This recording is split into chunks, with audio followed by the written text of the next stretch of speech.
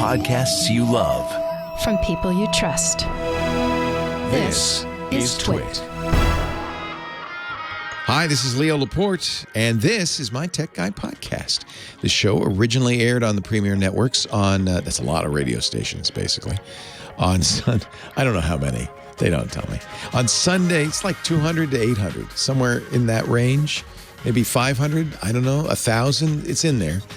On Sunday, July 25th, 2021, this is episode 1814. Enjoy. No ads, just the content. That's what you get when you join Club TWiT. You even get extras like TWiT Plus, our new bonus feed just for members, and exclusive access to the Club TWiT Discord community. Join now for just $7 a month and support TWiT as we continue to create top-notch podcasts you expect and deserve. We're just getting started, so be one of the first to join as we build Club TWiT from the ground up. You could be an early member. Go to twit.tv/clubtwit to learn more and sign up now. Thanks. Whoa, hey, whoa, whoa. I've never started a show like that before. Whoa, hey, how are you today? Leo Laporte here. That's me. I'm the tech guy. Time to talk computers. Whoa, and the internet. and home theater, digital photography, smartphones, smart everything. This is the show about technology in which me, one Leo Laporte, me, will attempt to speak English. Not a native tongue for technologists generally. We like our acronyms. We like our geek speak, but I will attempt, and often fail, but I will attempt to speak plain English as we speak about technology so that one and all can understand. One and all. You know what the ampersand is? All right. Immediately, Leo goes into some weird techno speak. No, it's a character. It's on your keyboard, right above the 7. It's that funny squiggly character that means and. It's shorthand for and. Ampersand. Yeah. I don't. Do people even? I guess they use it. You use it like if you're a law firm. Dewey, Cheatham, ampersand, how? That kind of thing. Well, for want of an ampersand, Google bricked a bunch of Chromebooks. Whoops. It has fixed a major Chrome OS bug that locked users out of their devices. They pushed an update, Chrome OS version 91.0.4472.165. There's another thing geeks like, dots, for some reason. We call them dots. You might know them as periods, the end of a sentence, you know. We call them dots because we got to call everything something different, right? We don't call exclamation marks. That's exclamation mark. That's too many syllables. It's 5. We call them bangs. Hello, bang. Yep, that's what we call them, just so you know. If I all of a sudden lapse into geek speak, you'll know what I'm talking about when I say dots and bangs. Oddly enough, there is no shorthand for ampersand. There should be, because that's a lot of syllables too, but ampersand, 3. I guess we can. 3 might be the number, the top that we can take. Any more than 3, we got to make up something. Got to give it an acronym or a shorthand or something. Anyway, it's why ampersands like percent signs can cause problems. Apple had a problem with percent signs. They just fixed. If you used percent signs in your Wi-Fi router name, you know, we call it, more geek speak, SSID, the SSID. I might lapse into geek speak and say, hey, you know, you change your SSID. It's the name of your wireless network. It stands for Service Set Identifier. Okay, fine. Who cares? The name of your network. If you change the name of your Wi-Fi network to something with a percent sign in it, if it's not just any old percent, you got to do a certain thing. But anybody who, with an iPhone, until like a minute ago, anybody with an iPhone walked by it, the iPhone would suddenly crash and be useless. Like you couldn't just turn it off and on again. You had to do a whole big thing connected to a computer and fix it. Yeah, because of a little percent sign, right? Turns out, I mean, if you want to know the backstory, I don't suppose anybody does, but it turns out in some programming languages, the percent sign is used as a special letter that's used in a special way for print formatting. And Apple forgot that and forgot to, we call it escape it. They forgot to turn it into something harmless. And instead it was extremely harmful. Extremely harmful. Well, I guess bricking Chromebooks is extremely harmful too. Google never told us, but Android police and a Reddit user named Elitist Ferret. That's another thing geeks do. Weird handles. That's his handle. Elitist Ferret. Ferreted it out. And it was a typo. 1 ampersand left out. And that caused who knows how many, thousands, hundreds of thousands, maybe even millions of users to suddenly get locked out of their Chromebook. I know somebody who did get locked out. And the only fix was to power wash it, to like start over again. Google has put out a new build instead of 91.0.447. Oh, that's another thing geeks do. Sometimes we say oh instead of 0. But the real geeks will say, I'm Leo. That's a 0, not an O. Oh, sorry.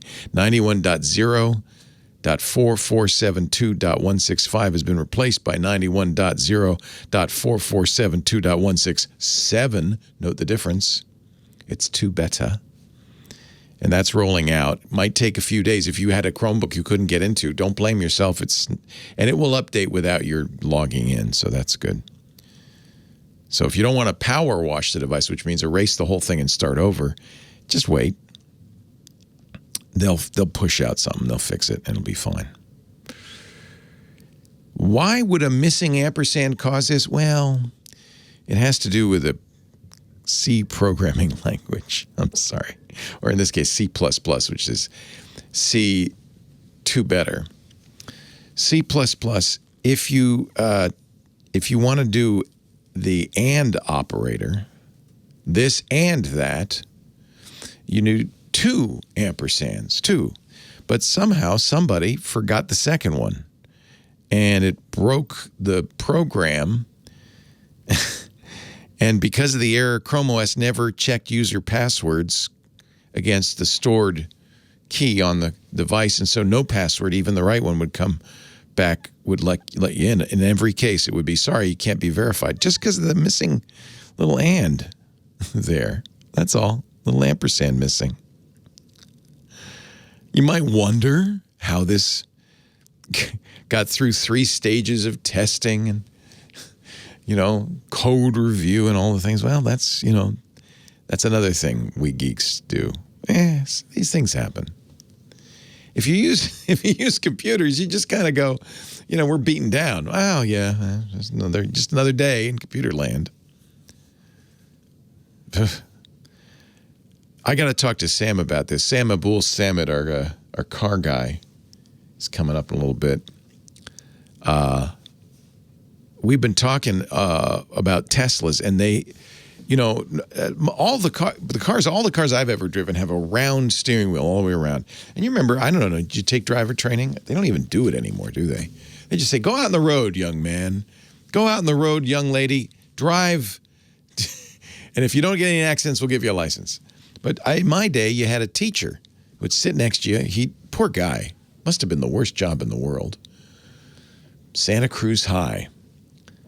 The guy had to take 3 pimply-faced 15-year-olds in a Chevy, it was probably one of those, Chevy police cruisers. Anyway, he took us out in that. The thing was modified, oh yes, because, you wouldn't let these 15-year-olds drive a car without some control. Did he get a steering wheel? No. He got a brake pedal. I don't think they do this anymore. He got a brake pedal. There were 2 brake pedals. There was one for the driver and there was one for the passenger. And the poor guy, all he could do was just jam on the brakes if I did something stupid. And man, this guy must have been the bravest man in the world to take 3 15-year-olds out, never driven before, onto the highway with one brake pedal. Anyway, where was I? Oh, he would tell me, Mr. DeVore, when you steer, you want to do hand over hand when you're turning, right? So you keep your hands at 10 and 2. They've changed that, by the way. It's now 9 and 3. I think because of airbags. But anyway, 10 and 2 on the steering wheel, the 10 o'clock position. And then when you're doing a turn, you do hand over hand. That way you can turn the wheel, because the wheel, it turns out, standard driving wheels, I didn't know this, have a 14-to-1 steering ratio. So you turn them 14 times for the car wheels to turn once. Now, obviously, don't turn the car wheels all the way around. They can't. But that gives you an idea. You got to move it quite a bit to get the wheels to move a little bit. But on airplanes, where they don't have steering, they don't have wheels, they have flight yokes, right? They look cool, don't they? Sure they do. They look like little modified U's, and they look cool. So Elon Musk, because they look cool, and because he says it's better for seeing over the top of the steering wheel because we have this beautiful display and we want you to see it all. It's better for the visibility of the instrument cluster and driving visualization. But you know what it's bad for? It's really bad for steering, because you can't do hand over hand on a yoke. It's just... So you end up like tilting over on the thing. I think it's a terrible idea. I'm actually stunned that the National Highway Transportation and Safety Administration approved it, but I guess they did, because now Elon Musk has told the world that from now on, all new Model S Teslas and Model X Teslas, I don't know about the 3. I guess they're leaving the 3 out. Will come with this, and there'll be no choice. You can't order a round steering wheel anymore. Somebody asked him, am I going to be able to get a round steering wheel? And his tweet, everything's done by tweet nowadays, isn't it? His tweet was no. No. No, so you might think, well, in that case, they're going to change the ratio from 14-to-1 to something more reasonable. Like on race cars, F1 race cars have that kind of yoke as well, but they have their steering ratio, is a little, it's a little more sensitive. A little bit of a movement gives you a little better, so because you can't go hand over hand when you're driving 300 miles an hour on a racetrack. So, but no, they're not going to change it. It's going to continue to have a 14-to-1 steering. I got to ask Sam about that. It's getting harder to drive these Teslas at low speed because you can hardly use it. There are videos if you're curious. 8888 Ask Leo is my phone number if you want to talk about tech. I'm done. 8888 Ask Leo. That's toll free anywhere in the U.S. and Canada. Actually, toll free worldwide if you're willing to use Skype. You can call from anywhere. Just use Skype out, so you call that number. Website where we put all this stuff. In fact, I'll put some fun videos of people trying to steer with a steering wheel up there. Is techguylabs.com. Techguylabs.com. That's free, no sign up. Everything's up there. James DeRuvo's writing it all down, so you don't have to remember it. I encourage you to pay a visit to techguylabs.com. Ladies and gentlemen, I am not harassing Kim Schaffer at the moment. That is Professor Laura, our musical director, playing that song for you, Foxy Lady Kim Schaffer. Well, I don't want anybody to think. Well, I did wear my pajamas to work today, so it's not too foxy. I think it's actually the they're pretty cute. They look like crushed red velvet. They're beautiful. I'm kidding. Oh, is it a sweatshirt? It's very pretty. A sweatshirt. Yeah, I like it. So is it tie-dyed? I guess so. Is that your tie-dye guy? No, this isn't my tie-dye guy. I wear the shirt that he gave me. Do you? I'm glad you do. And get many comments. People love it. Yeah. So you might be wondering, if you don't listen to every second of every show and memorize it all, what I'm talking about.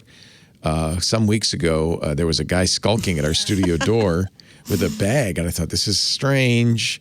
And then he saw me coming, he dropped the bag and left. I thought this is even stranger. But then the weirdest thing is I saw Kim come out and pick up the bag and run in. Said, did he leave your lunch? She said, no, he left me my tie-dye. You have a tie-dye guy. I have a tie-dye guy. Yeah. I win tie-dyes.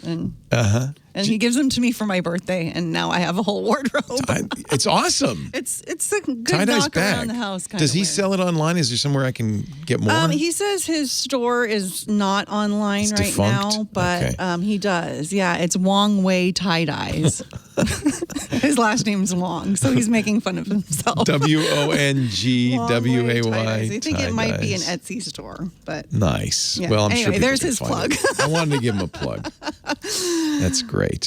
So your job here, besides being a fashion plate and getting harassed by Professor Laura, is to answer the phones. yeah, and don't get scared by the first call, by the word Epson. I'm It's scared not- by the it's- fact that it's you even said don't get scared. That's scary. not a printer question, despite the word Epson. It's not a printer's All right. question. Who should Line I- one, Jack. Line one. Stone Mountain, Georgia. Stone Mountain, Georgia. That's nice. Hello. Thank you, Kim. Hello, Jack. Hey, Leo, how are you? I'm wonderful. How are you? I'm good, but I have a couple of questions about the EF12 Epson projector. Oh, yeah. Those are good. Okay. Well, I saw it was only 1,000 lumens, and is that enough? Yes. Short answer, yes. So, it depends, obviously. It's not enough if you want to project on the side of a building in before the sun goes down. But are you going to do it in your house? Yes. Yeah. It's going to be in the house. And you can darken the room, right? Yes. Yeah. And I'm interested in this because as I've talked with you before, and I'm moving to the Philippines. Oh, yes. And so I did a little research, and this one, I don't know if it's wide voltage or dual voltage because it'll go from 110 to 240. Yeah, that's almost all devices will. Your laptop will. You have to obviously check. But yeah, would the Philippines have 240? Yeah, I think it's 220. 220 is more common. Yeah. Yeah. Yeah, almost all electronics devices, because they're sold globally, will do that. You just have to get an adapter for the U.S. plug. Although I think the Philippines use the same plug, don't they? They do. Yeah. No, it's the exact same plug. Yeah. So, But that would surprise you if you thought it was the same plug and it was double the voltage. When your hairdryer fried, that would be a shocker. So it's good literally. So it's good to check. Yeah, this is this is their new streaming projector. So it has it's got Android TV built into it. This would be fine. Yeah. So the only reason you need brighter is if you can't darken the room, or you really want to be far, far away from the screen. But if you're at a normal distance from the screen in a room that you can, you don't have to be pitch black, but darken it, 1,000's fine. And Epson makes excellent projectors. So I think this looks like a good deal. Leo Laporte, the tech guy. In fact, I see that they say PC Magazine made it an editor's choice. So it uses, what's more important than the brightness, I think, is the technology. okay. And this is... And that, I have a question about that also. Oh, yeah, go ahead. I don't see anything about a replacement of the laser lighting or the laser. Yeah, that's one reason you go with laser, because they last a long time compared to bulbs. Yeah. So is there no replacement for it? You just have to buy another projector? Oh, that's a great question, which I don't know the answer to. Can I replace the bulbs in a laser projector? I don't know. Anybody in the chat room have an idea on that? Yeah, no, it's the laser lasts the life of the unit, says Damos in our chat room. I think that's because it's going to go so long that you're going to want a new TV before that would ever wear out. For me, about three or 4 years, maybe. Yeah. Twisted Mister says about 20,000 hours to half brightness. That's a lot of TV. Oh, okay. So you still have half brightness after 20,000? Yeah, that's what they're saying. When used in normal mode, actual hours will vary depending on usage environment. 3-year limited warranty, 20,000 hours. So they'll replace it if it goes without 24,000 hours. If you go in eco mode, 30,000 hours. This is from Epson's site. Okay.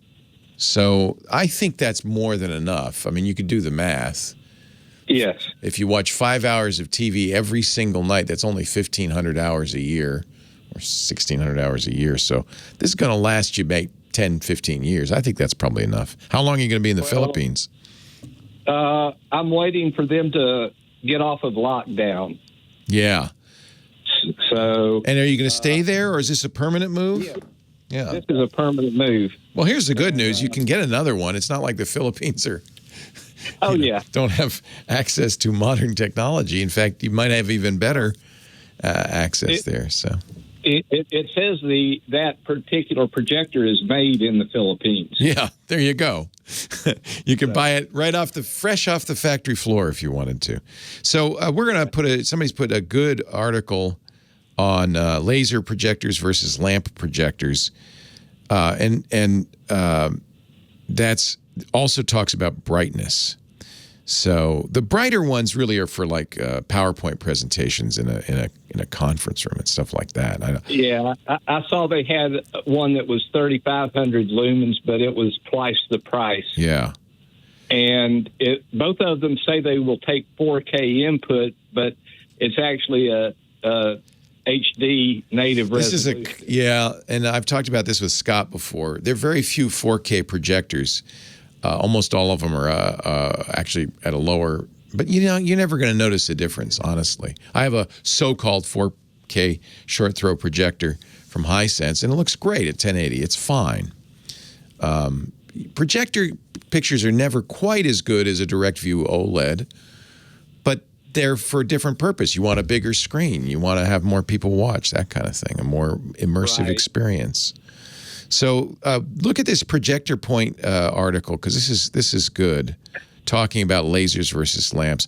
I would say, given this is a 3 LCD DLP using laser, that's the technology you want. 4K is much more expensive and not probably worth it in a projector. So I think this...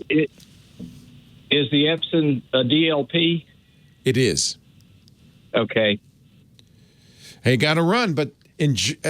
call me before you leave and say goodbye, okay? Or I'll call you from the Philippines. Or call me for the... Yeah, they have phones there. Have a great trip, Jack. Thanks, Leo. Take care. Bye-bye.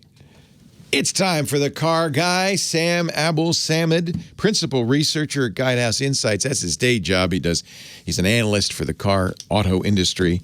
He's also a podcaster, wheelbearings.media. I saw that you're... one of your co-hosts, Roberto Baldwin, is in, where is it, Switzerland, driving a vehicle there. You guys get all the fun. I think Robbie was in Switzerland last week driving the Mercedes-Benz EQS. Wow. And we talked all about it on the latest episode of Wheel Bearings that just went up the other day. And I think he's also got a review on Engadget. I don't know if that's actually posted yet or not. But, he mentioned that he was writing it for Engadget. So this is part of the deal of being, I guess, an automotive journalist. You get to drive cars, vehicles. Yeah, we do. Or pickups, in your case. Pickups. Earlier this week, I went out to GM's Milford Proving Grounds here in Michigan. They for the model year 2022, they are doing a major refresh on their full-size light-duty pickups, the Sierra 1500 from GMC and the Chevy Silverado. And among the changes, there's a picture behind me if you're watching the live stream of one of the trucks, one of the ones that I drove, still with the camouflage on there, so you can't see what they're changing about the design or the interior. But one of the big improvements is they're finally going to offer Super Cruise on these trucks. So they won't be the first pickup trucks on the market with a hands-free driving assist system. That's probably going to be the Ford F-150, which should be getting it sometime in the next month or two via an over-the-air update for a system that Ford is calling Blue Cruise. But the system that's going to be on the GM trucks is actually going to be a fair bit more capable than what Blue Cruise will have at launch. So, for example, one of the things that we get to try out was towing a trailer, a 5,000-pound trailer, hands-free. You get on the road, engage the system, and it does all the steering for you. You just sit back and watch the road, and occasionally you may have to take over. But this is where the fine print on the radio show, professional driver on a closed course, do not attempt. Well, I was on a closed course, and I'm a professional driver, but this will be available to regular customers sometime early in 2022. So it's coming, it's a late model year introduction, but early 2020, early next year, this will be available on the updated Silverado and Sierra. One of the things that should reassure you about Blue Cruise, which is Chevy's self-driving. Blue Cruise is Ford. I'm sorry. GM is Super Cruise. You see why GM's mad at Ford? Because I confused them immediately. Super Cruise will only work on mapped highways, so it's right. And so the same is true for Blue Cruise. It only works on mapped highways. In fact, all of the hands-free systems. So it's not like Tesla's. By the way, I've been seeing news stories and people complaining about Tesla basically beta testing its FSD, its full self-driving. That's really a little dangerous. Oh, it's a lot dangerous on city streets. Like they say, oh yeah, no problem. It'll see stop signs unless it doesn't. Things like that. It'll see the moon and recognize it as a yellow light, traffic signal. Yeah. There was that was a video that somebody posted the other day. So these other companies are being, I think, appropriately somewhat more conservative. Yes. Absolutely. And I think that's the right approach to take. I think you increase the capability, you develop new capabilities, you test them, you make sure that they work reliably, and then you roll it out to customers. You don't use your customers as beta testers. Mr. DeVore would have wanted that brake pedal on the passenger side. Yeah, exactly. I hear the arguments from Tesla owners saying, yeah, but I like testing out this new stuff. Yeah, but you know what? You're not a professional engineer. You're not trained in how to evaluate this stuff and know what's working and what's not working. And more importantly, all the other drivers around you, they never consented to be part of your experiment. That's my problem with it. Yeah. It's kind of an experiment. And I had a Tesla. I loved my Tesla. In fact, that was exactly, you just mirrored the conversation my wife and I had all the time. She said, this is a beta vehicle. And I said, well, I don't mind. I like betas. I'm a tech guy. Yeah, but that guy in the car next to you, they don't know that. But mostly the problems she was having with it were the door hitting her in the head and things like that. And we worked out hand signals to prevent that. So why do they show it towing? Is that a tough thing to do or an important thing to do if you're going to? Yeah, well, it's one of the new features. So one of the things that GM has done, if you've ever towed a trailer, obviously that adds a lot of weight to the vehicle. So your stopping distances get a lot longer. It takes longer to accelerate, and also you have to compensate. If you're driving in crosswinds, the trailer can start swaying back and forth. So if you've ever tried this, if you don't do it, it can be very challenging. Yeah. So modern trucks and SUVs, they all have something called trailer sway control. So it can actually detect if the trailer is starting to move back and forth, and it will automatically start applying the brakes individually on the wheels on the truck to help counteract that and get it back under control. So this is a really cool feature that they have. Redacted in our chat room says, it would really be helpful backing up because it's smart. Actually, about that? That's something that Ford does have. They call it their Pro Trailer Backup Assist. And GM's got something as well. It's not quite as sophisticated with using cameras. But one of the things I wanted to mention about Super Cruise on here with the trailer is because it does take you longer to brake and to slow down. One of the things that Super Cruise and adaptive cruise control systems in general are designed to do is maintain a safe distance to the vehicle ahead of you. So when you set your speed, say you set your speed at 70 miles an hour, the vehicle ahead of you slows down to 65 or 60 miles an hour.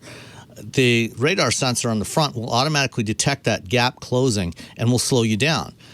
But if you're towing a 5 or 10,000 pound trailer, it takes longer to slow down. Right. So one of the things that GM is doing is they're detecting when you accelerate or when you brake. They know how much engine torque is being produced. They know how much brake force you're applying, and it looks at how much acceleration or deceleration you're getting. That's and so they cool. use that to estimate what is the weight of the trailer, and then they factor that in to compensate for the control of Super Cruise, so that it'll automatically leave a bigger gap or start braking sooner if it needs to slow down. So they've really it takes quite a bit of work to do this and get it to work reliably. And the system seemed to work really well when I tested it this week. And they've also added in automatic lane changing capability. So if the car in front of you slows down, this part, the automatic lane changing, doesn't work if you're towing because they don't necessarily know how long the trailer is. But no, yeah, nice, little Top Gear action. I'm showing a there, little video of what can possibly go wrong if you don't know what you're doing with a trailer. But that is one of the hardest things to remember with a trailer is you're adding so much weight. You've got to remember to add extra stopping distance. That's really cool. And you've basically got a pendulum slung on the back of your vehicle. Yeah. So the physics change completely. Oh yeah, it's very different. So if you're, and if you're towing a big trailer, 14, 15, 30,000 pound trailer, things get really gnarly. That's why, truck drivers have to get a special license for towing because it gets, things can get really out of control there. Yeah. Yeah. And yeah. So you're impressed with this Super Cruise? Yeah, I mean, as you know, I've always been quite impressed with Super Cruise. Back from when you and I did the evaluation with the Cadillac CT6 several years ago, and it's gotten significantly better since then. They're on their second generation, and these changes that are coming out on the Sierra and Silverado are actually going to be made available on some other vehicles, like the current Cadillac Escalade, via an over-the-air update once it launches on the new vehicles. I love this because it makes us safer drivers. It doesn't take away the driving. It's just assisting us at being better drivers. And I think that's really what we should expect from this kind of stuff. Supposedly Blue Cruise is going to get turned on at some point on my Ford. You should be getting it sometime later this summer. I can't wait to try it. Sam Abuelsamid, wheelbearings.media. Thanks. Talk to you next time. Things get gnarly. Yeah. That's the name of that. I love it. I don't know where these people are getting these really great animated GIFs, but they're... Well, the trailer one, I think, was actually a Top Gear segment. Yeah, they were doing racing with trailers. They've done stuff like that a couple of times. Yeah, that's what made Top Gear so much fun. Yeah. Do you want to take some time with our fabulous chat room? And certainly, I can do that. You've got the time. I've got the chat room. Okay. So just to follow up on what I was saying, somebody was asking, I think it was Redacted, was asking about backing up. So one of the other features that we get to see from GMC this week, since the current generation Sierra launched a couple of years ago, they've had this capability, what they basically call the invisible trailer, where you can get a camera that mounts on the back of the trailer. Yeah, I've seen the ads for that. That's cool. Yeah, and there's a connection on the rear bumper. So, and then what it'll do is display on the infotainment screen. So you can switch to that display and see what's behind the trailer, and it basically makes the trailer kind of go invisible, so you can see what's behind you, which is really handy. Well, they're expanding on that capability now. So these trucks have surround view cameras. They've got cameras on the underside of the mirrors, fisheye cameras. And one of the things they'll do now is when you turn on the turn signals, you can program different trailer profiles in your vehicle. So if you've got more than one trailer, you can program it for each one and set it when you start towing your trailer. So if you've got, say, a 15-foot trailer, you can have one for that profile. And then when you put on your turn signal, it shows the view from the camera on that side, and actually gives you kind of an augmented reality view on the screen. So it will cast a shadow on the lane adjacent to you, where the trailer is, so where you need room, so you can see before you change lanes. you can see if there's a vehicle in the adjacent lane that is within that shadow that is projecting onto the road, onto the lane beside you, then it's not safe to change lanes. Then you need to wait until it's clear. So that's a really handy feature to have. And then in addition to that, for backing up with the trailer, if you've ever driven with a trailer, one of the first things that you learn when you're backing up is you actually have to turn the steering wheel in the opposite direction that you want the trailer to go. So if you want to back up and have the trailer go to the right, you have to turn the steering wheel to the left. And vice versa. If you want the trailer to go left, you got to turn the steering wheel to the right because of the way the physics work with that hinge in the middle there. And so using that rear camera on the back of the trailer, it will, when you put it in reverse, it will actually show you the guidelines of where your trailer is going to go. Where it'll show you where the steering wheels are going and where the trailer is going. So it's easier to guide it now. So it helps to remind you of which direction you have to turn the steering wheel. And then there's also an anti-jackknife control. If you turn too sharply, then you'll jackknife the trailer and the truck. And so it'll give you a warning on there that you're in danger of jackknifing, and it can actually automatically stop you before you get there. It'll apply the brakes and stop the vehicle before you jackknife. On Fords, for a couple of years now, Ford has had their Pro Trailer Backup Assist system, and time to go back. Okay, we'll finish the Pro Trailer Backup on the next thing. You want to stick around to the top? Yeah, I can do that. Bless you. We'll talk to you in a bit. Thanks. Leo Laporte, the sexy tech guy. 88. Just that music makes me feel that way. 88 didn't change anything, but 8888 Ask Leo. That's the phone number. Rudy on the line from beautiful Montreal, Canada. Hello, Rudy. Hello, Leo. Thank you for letting me through the door to enlightenment. Well, now you've come through the door. I have to really produce. So go ahead, ask a question. I'll do my best. I had two questions, but one question is in the apartment complex I'm in, they installed the Wi-Fi, so people can use the Wi-Fi free. But the question I have is everybody has the same password. So how secure is that kind of thing? Not secure at all. It's not. Wow. Well, I mean, okay, so it basically means anybody with that password can log in. We had a caller a couple of weeks ago called in and said, they offer Wi-Fi in my apartment complex, and the password is my apartment number. That's almost as insecure as everybody has the same password. I see. So, but the only thing that means is anybody can use your Wi-Fi. It might as well be a public access point. How is it? Is the building big? Are there a lot of tenants? About 160. Okay. That's enough people, so you don't know them all. And one of them might be sketch. You don't know. So what does that mean? I guess is the question. Because now they're on your network in effect. You are all on the same shared network.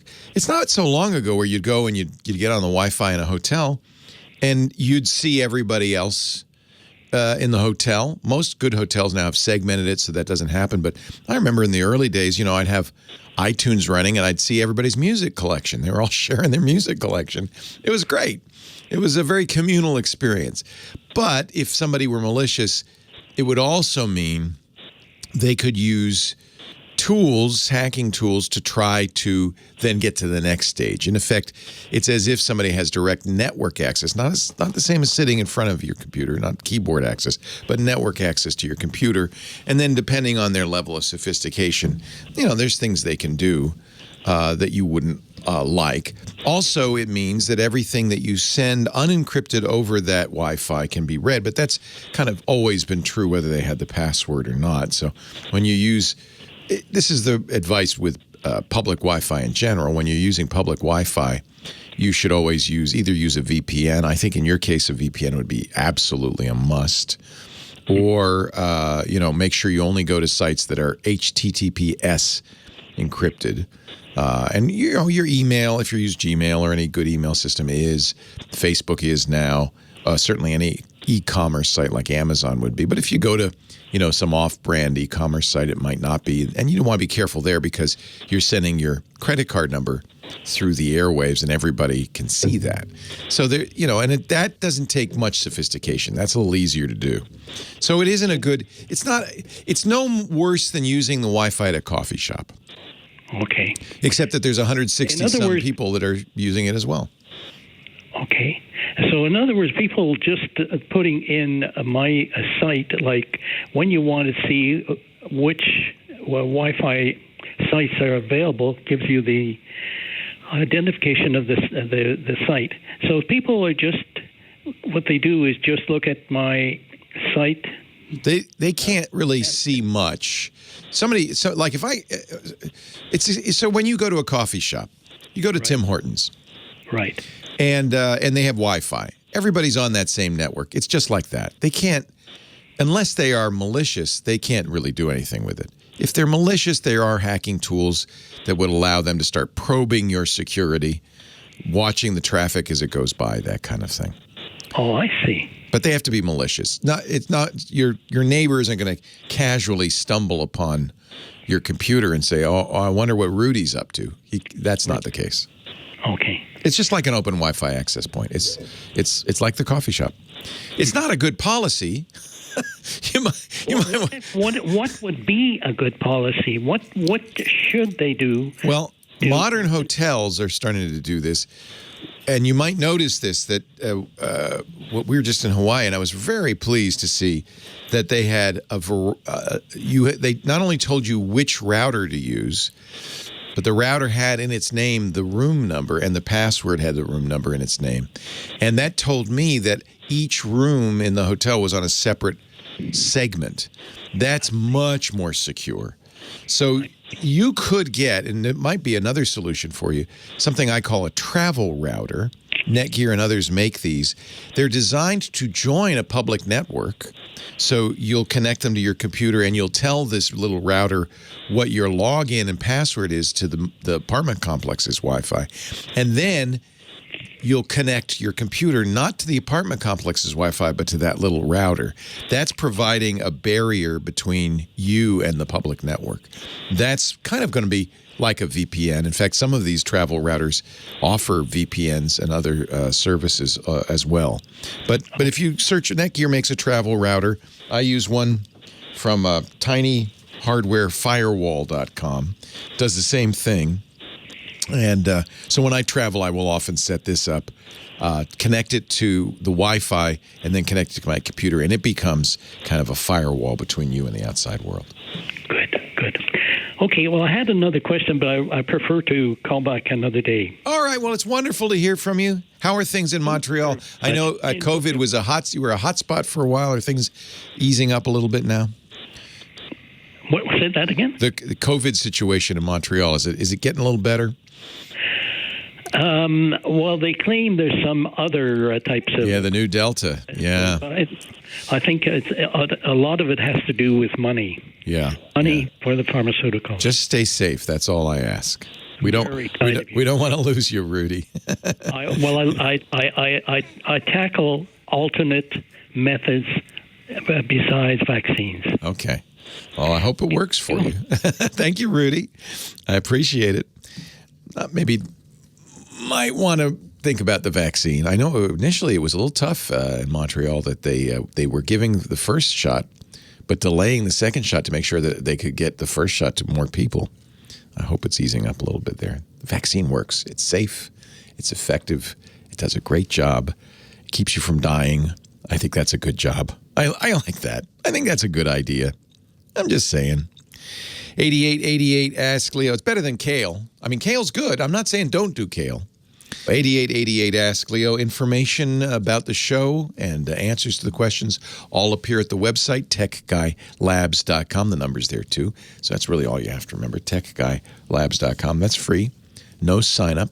So if you hear something, or by the way, I should mention that you can also leave a comment there. So if you hear something, you say, I got a better idea, or I know the answer to that, or I have that Epson projector, and here's what I like and don't like, that kind of thing, you can leave a comment there. And I thank you in advance. I really appreciate that. Even if it's to say, Leo, you're wrong, leave a comment. TechGuyLabs.com. There's no sign up to visit the website to search it. There's no fee. But if you're going to leave a comment, you have to log in with your Google, Twitter, or Facebook, or some other account. This is to stop spammers. That's all. I don't use that information. I don't even want to know.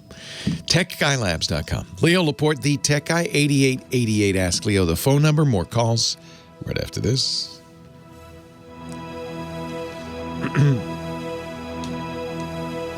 And now, ladies and gentlemen, the fully vaccinated Sam Abuelsamid. I am indeed fully vaccinated. Fully vaccinated. I got my 2 shots back in March and April. I remember, yeah. I'm good to go. You were ahead of me. Continue with the towing thing. We were interested. Yeah, so I will continue with the towing, and I will also respond to Demo's question about affordable EVs in a moment. But to finish off with the towing, so Ford has a slightly different solution from what GM's doing. They have what they call their Pro Trailer Backup Assist system, which when it first came out a couple of years ago, it involved you had to put like a checkerboard sticker on the back of the trailer. And then it used the rear backup camera, and you get an extra knob. So if you're watching the stream, you can see the behind me. There's an extra knob next to the screen, next to the infotainment screen. So when you put it in reverse and you press the button on the knob to engage the trailer backup assist, you then use that knob to actually steer. And so the camera would be you would be using that sticker that you put on the trailer as a reference point to know how much it's turning. And then as you back up, instead of having to steer in the opposite direction you want the trailer to go, you just turn the knob where you want the trailer to go, and then the truck automatically steers. It turns the steering wheel. So if you want the trailer to go to the left, you turn the knob to the left, and then the system translates that into the correct steering angles as you back up to make it a lot easier to back up. It's a lot safer, a lot less hassle. Not quite as I think it would be nice to also have the rear the camera have the ability to have the extra camera on the back of the trailer as well. But this is a really good system. They've actually updated it for the 2021 model year F-150. Instead of the sticker, they actually when you get this option, they give you a little yaw rate sensor that you you put on the trailer, and it actually measures the angle of the trailer. So it's an even more sophisticated system. Really great for backing up. Couple of things about EVs. I think Demos asked the question about more affordable EVs. Yes, it's not just the Mercedes EQS that's coming to market. There are going to be a lot more affordable EVs. There's already some out there. The VW ID4 is now out there, $40,000. Lisa got the Bolt for $30,000. Yeah, before. You guys got it when I think before they lost availability of the incentives, right? Federal incentives. So we got even more off. Yeah, but they've actually lowered the price for the 2022 model year Bolts. Yeah. So it now starts at $32,000. Should people be afraid of buying a Bolt because of the battery issues they've had? No, I don't think so. So that was with the first couple of model years of the Bolt. I think yours is a 2020 model year, if I'm not mistaken. I can't remember. Leo? Yeah, we did get the first recall. I don't think she's gotten a recall notice for this latest battery issue. Yeah, so the early ones, they apparently did have some manufacturing issues with the cells. And this is unfortunately not totally uncommon so far. There's been a few cases of this. GM was using the same LG Chem cells in this one that Hyundai was using in the Kona EV, and they had some issues at the LG plant with welding of the terminals. And I think that's they haven't fully confirmed this, but it sounds like from what they've described that it's a similar problem to what Samsung actually had at one of their plants in Europe last year that caused a recall of some Ford and BMW vehicles, where when they're welding the terminals on the cells to connect them all together in the battery pack, if the temperature is a little off or the timing's a little off, it can cause some copper or aluminum particles to form inside the cell and cause a short circuit, and that's what causes the fires. Even though we've heard these stories about the fires, in fact, there's only been a grand total of 7 fires in the bolts. So it's not a whole lot. I mean, it was 5. There were 5 prior to the original recall last fall. There's been 2 more since, and now GM is bringing them back in. They're going to do some more advanced testing on these battery packs, and the ones that have problems, they're actually going to replace at least the modules, if not the full battery pack. But to get back to the topic of reduced costs, is that because battery costs are going down, or why? That's one of the biggest factors. Is the battery costs have been coming down steadily at about 4 to 5% a year, and with the next generation of batteries that are launching now, they're getting down to about $100 a kilowatt hour. So for reference, 10 years ago, when the original Chevy Volt with a V, a Victor, when that one launched, batteries were closer to $1,000 a kilowatt hour. So we had a big drop over the last decade, and now as the price gets lower, in the next 4 to 5 years, we should be down to somewhere in the $80 to $85 a kilowatt hour range. And so at that point, we're getting down to roughly the cost parity with electric or with gas vehicles. And so that's, the battery is the single biggest factor in the cost. It represents about a quarter to a third of the cost of an electric vehicle is just in the battery pack.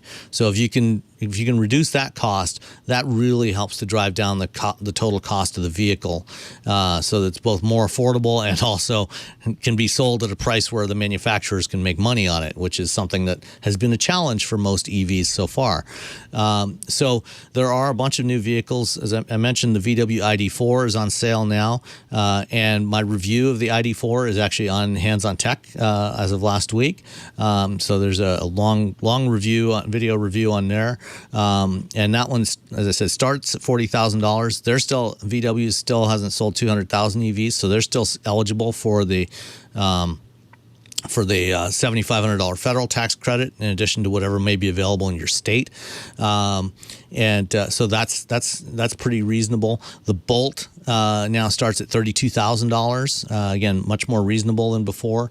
There's also the Mustang Mach-E, which is starts at $43,000, and it still has available incentives. But there's going to be other more affordable ones in the sub $40,000 price range in the next year or two. There's a whole bunch of new products. Hyundai is launching their new Ioniq 5 later this year. There's going to be the Kia EV6 coming early next year. And a whole bunch of other EVs. So in the U.S. market, we're projecting close to 100 new electric nameplates launching between now and 2024-25 timeframe.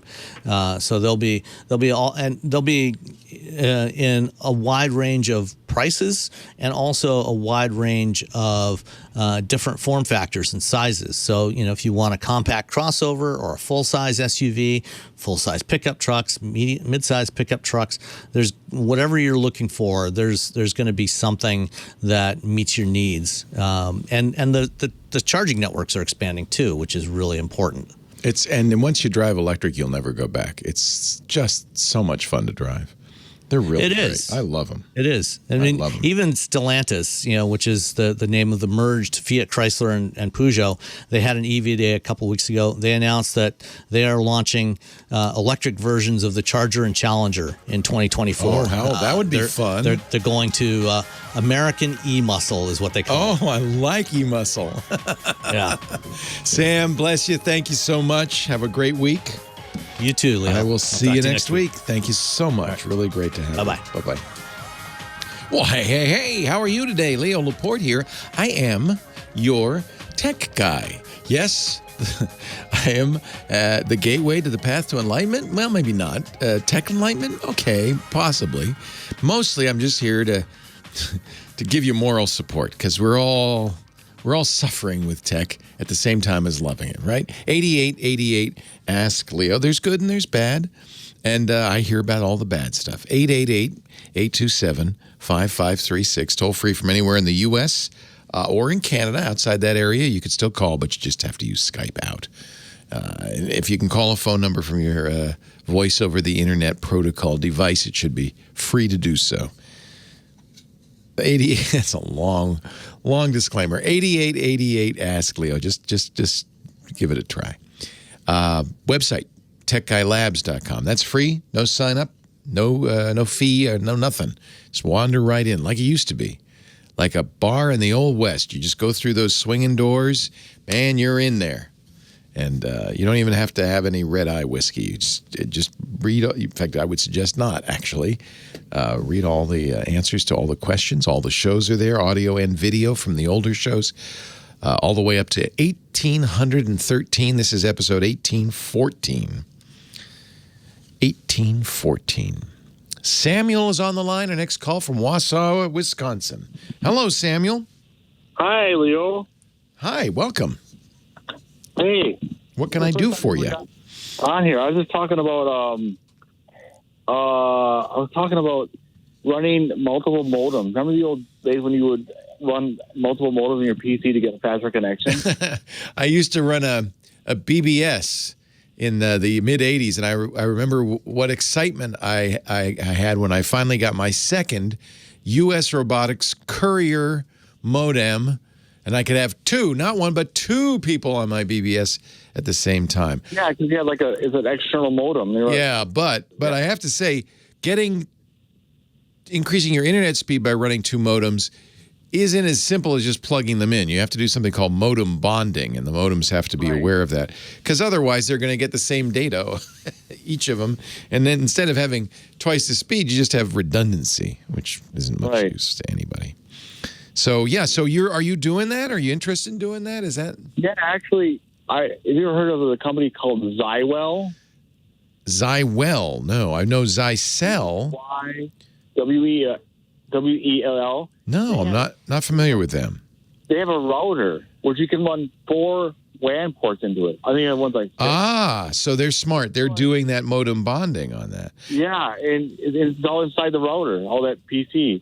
So much faster. I mean, you have like 4 fiber connections. You can just put them all in there. If you got 4 fiber connections, I have to wonder what you're up to.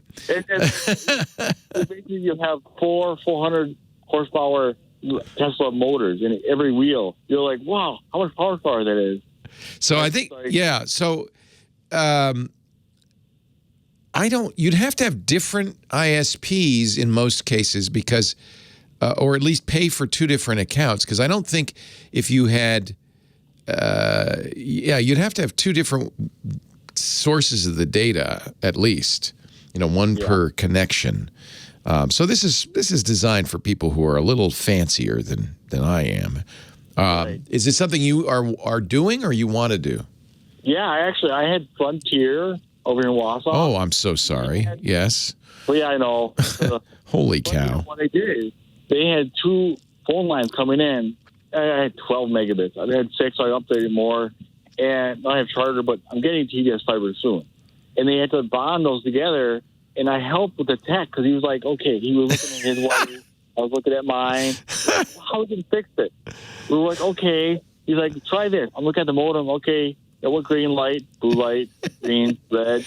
It was like blinking for a half. He might have been using a Zycell router actually to do that. So that's called ADSL2 or VDSL2. This is the newer ADSL so DSL, which was originally created by the phone company.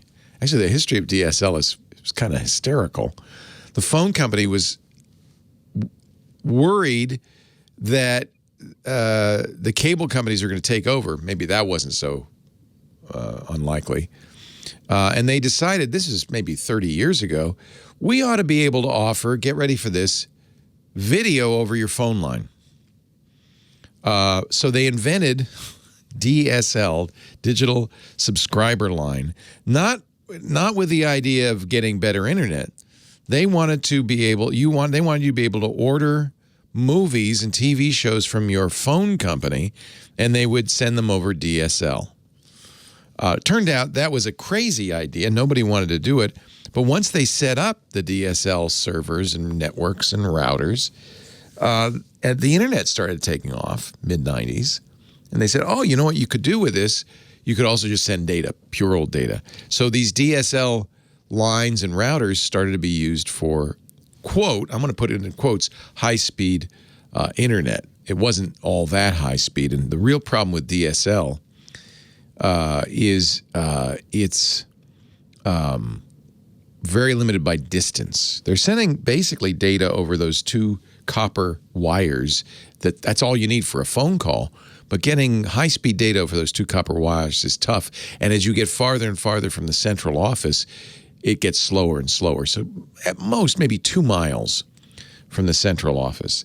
And at best, maybe with DSL, you might, given, these two copper wires don't carry a lot of data, maybe 25 megabits, 30 megabits.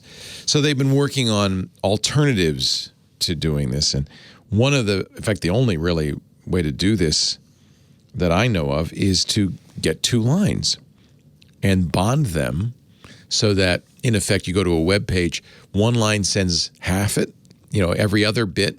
The other line sends the other half every other bit. And in effect, it doubles your speed. You can see why you need to have some specialized hardware that's smart enough to say, look, don't you guys get the same bits. You get you get half and you get half. And it's not the first half or the second half, or the page wouldn't really load much faster.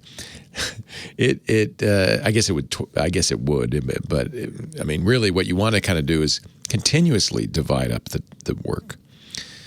But so as you can see, and as you obviously experienced, you've got to figure out how to bond these two together and make it work. You're going to be so much happier when you get your fiber line, because really the problem is you're pushing spaghetti through a straw. I don't know why that came to mind. You're pushing Jell-O through a teaspoon. You're trying to get. You got these two crufty old copper wires. That's if you cut your phone, if you still have a phone line in your house, and you cut the wire and you looked at it, there'd just be 2 wires. Are they red and green? I can't remember the colors. I think they might be. Anyway, there'd just be 2 little crufty old wires. You can't put a lot of data down those 2 crufty old wires. There's too much noise, interference. In fact, it's kind of a miracle they were able to get DSL working at all.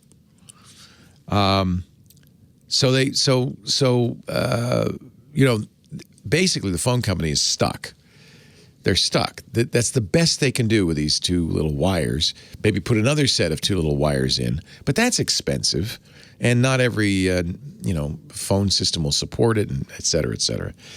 So obviously the phone companies realize they're fighting a losing war. That's why some of them, AT&T, Verizon, and others, are trying to start putting in fiber. Fiber is one even thinner little piece of glass. Well, maybe there's several of them, but it can carry a lot more traffic. Now you're pushing spaghetti through a giant tube. Boy, this is not a good analogy. The data's flying through there. I was told by somebody that you get every phone call on Mother's Day, biggest phone call day of the year, in one strand of glass, one fiber strand. And of course, as I said, you have multiple strands together in that thin little cable coming in your house. So fiber is a lot better, can carry a lot more data. And that's, if the phone companies want to go anywhere, that's where they're going to go. That's why the cable companies have a bit of an advantage. They have a fatter pipe. It's still copper, but it's just fatter. Samuel, yeah, I think it's Zyxel you're talking about, not Zywell, Zyxel. I know they do bonding modems. They're kind of a Chinese modem company. They've been around for some time. 8888, ask Leo. I forgot about something called DWMP, says Mike in our chat room. I don't even know what DWMP. I don't know what DWMP is. When I Google it, all I get is, dude, where's my par? So I think that's a golf term, so I don't know. When I was the afternoon man at a radio station in San Francisco, this was my Theme song. Leo Laporte, the tech guy, 8888. Ask Leo. Chris Marquardt is going to join us in a little bit. He's our photo guy. And guess what? Amazing, amazing, amazing. Our assignment was to take pictures of the alphabet in nature to find a tree that looks like a Y or a snake that looks like a Z. Guess what? I don't know how we did it, folks. You guys are amazing. We got every letter in the alphabet. And Chris is going to run through all 26, minus the umlauts, all 26 in just a little bit. Meanwhile, let's move on to our next call. Steven is on the line from Tustin, California. Hi, Steven. Hey, Leo. Thanks for taking the call. Thanks for calling. So I have a question. It's really about safety first, and then ultimately your recommendation. Okay. So I currently have a 4K smart, TV Samsung, and a Roku 4K stick jabbed into the back, and both I've been using for at least a year and a half. Haven't had any issues until yesterday. I got a little pop-up on the screen that the stick is too warm. Yeah. So I did a quick diagnostic, and it's hovering between 97 and 102 degrees C. Yeah. Yeah, you never want to... 100 for some reason, maybe because it's got 2 zeros, but 100 degrees centigrade, or Celsius, I guess we call it now, is really the max you'd ever want a chip to get to. Did it shut down or just warn you? It just warned. I looked at the stick. It had a white light. It wasn't red. I unplugged it, cooled it down, put it back in. It's the same thing. Did some research, and I put an extender, just basically, I guess, a longer HDMI. That's not a bad idea. Yeah. It's now about 4 feet away, and I'm not seeing a difference. So is this an anomaly, or if I went to another competitor like a Fire Stick, am I going to experience the same thing? Yeah. Worried about cooling it. I actually stopped. I had a Roku stick and it would crash all the time from overheating. I decided that was it for me on sticks. So it's not just Roku. As you mentioned, Amazon makes a Fire TV stick. Intel even makes a stick computer. You can plug into the back of a TV set. There's a lot of these. I think it's almost always a bad idea. You have a lot of circuitry in there. There's nowhere to put a fan. And often these sticks don't even really have many openings. So they're just going to be hot. Unless they're made out of aluminum with fins, I think they're really going to get very, very hot. Now, that's normal, but it's not good for electronics. So I guess you could just live with it. It always bothered me. And in fact, I consider it one of the reasons and I had an early Roku stick, was pretty unreliable. So I prefer to use the standalone Roku devices. Notice Apple never made an Apple TV stick, I think with good reason. Same thing for the Fire TV. I use the Cube, which is a standalone device. And I think that's a better way to do it. You want to... I understand why people don't want fan noise or noise of any kind in their TV room while they're watching TV. They don't want to hear a computer whining along. But at the same time, these things, modern processors generate a lot of heat, and they don't like the heat. So I think, it's probably a good idea to either keep using it until it fails. It's probably good to get it away from the TV. You don't want to heat up the TV too much. And it might be, if you aimed a fan at it, it would cool off a little better. You could even, if you felt ambitious, pry it open. And leaving it open would probably help quite a bit in the cooling. There's lots of things you could do to improve its temperature profile, but I think just the nature of these stick devices is they are very hot. So you definitely like the Cube. I was thinking of that. I think the Roku Ultra 4K is the best out there, and it's cheaper than anybody else. Yeah. I'll tell you why I don't like Amazon Fire TV. It's a big ad for Amazon stuff, and you can't get rid of it. You get a lot of Amazon plugging going on. So I'm a Roku fan. I think Roku makes the best one out there. Some people don't like Roku. They're in a fight right now with Google. Google just pulled the Google Play stores off of Roku's. So if you buy movies from Google, you probably shouldn't get a Roku. Get an Apple TV instead. Roku seems to get in these fights all the time. I'm not sure why. But I think they're the best, and I do generally tell people, if you have a choice, don't get a stick device of any kind. It's just they're tempting because they're so easy. You just plug them right in the back. There's no wires. Yeah, what do you think of the alternative of just getting away from that entirely and just using the apps that come with my smart TV? Don't like it. Yeah, I don't like it because those issues with that. The problem is the TV manufacturers don't put good processors in there. They're saving money, so they're never as good as the Roku or the Apple TV, and the software is often not updated frequently, not nearly as much, and it's often worse. We had a caller yesterday who was having trouble with his Samsung TV, HBO Max. The software on his Samsung TV wouldn't work. It kept crashing. And I really think that's because smart TVs are a bad idea. I wish they didn't sell those. You want to know why they sell smart TVs, by the way? They really want you to connect your TV to the internet because then they can monitor you and sell that information on to marketing people. That is, now TVs even come with cameras in many cases to see if there's anybody watching. Effectively, you've got a TV rating device in your house now. And there's money in it for Samsung and all the other manufacturers. I'm convinced that's why they put the smart in the smart TV. I'm also convinced it's that they are doing as little as possible to make those smart TVs really smart. Much better to get an external device, not a stick. If you can afford it, Apple TV's great. NVIDIA's Shield TV's great. Probably the best low price is the new Google Chromecast. Pretty good. Of course, I just broke my promise because it is a stick. But Google doesn't seem to have overheating problems with it. I think because it probably doesn't do as much. That's an interesting conundrum. I do have the Google Chromecast, which is a stick. So I think that's $35 or $45. That's the cheapest. But yeah, never rely on the smart TV. That's a mistake. Okay, I'll steer clear of that. All right. Hey, it's nice to talk to you. Thank you for calling. Have a great day. Bye-bye. Leo Laporte, the tech guy. Time for the photo guy. Chris Marquardt is back. He has done his first workshop in how many weeks? 70. Wow. But good experience. Yeah. Good experience. If you want to know more about Chris's photo workshops, his coaching online and off, go to sensei.photo, SENSEI.photo. Chris joins us every week to help us kind of get into gear with our photography. And we're going to do a photo assignment review this week, yes?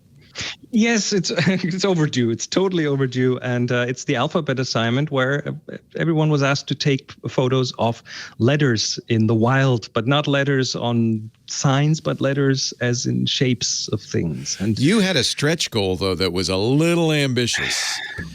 You wanted to get every letter. We have the entire alphabet. We do have the full alphabet. This was a true group effort. I'm really happy that it came together in the end.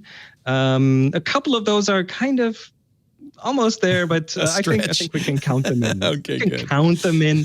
But so I want to run through those photos here, and as opposed to normally when we look at 3 photos, I want to look at every single photo. So we'll have to put on the turbocharger, go a bit quick here, but I want to give everyone who participated, because it was such a nice group effort, the chance to have 26 photos in 280 minutes. Go ahead. It's all yours, man.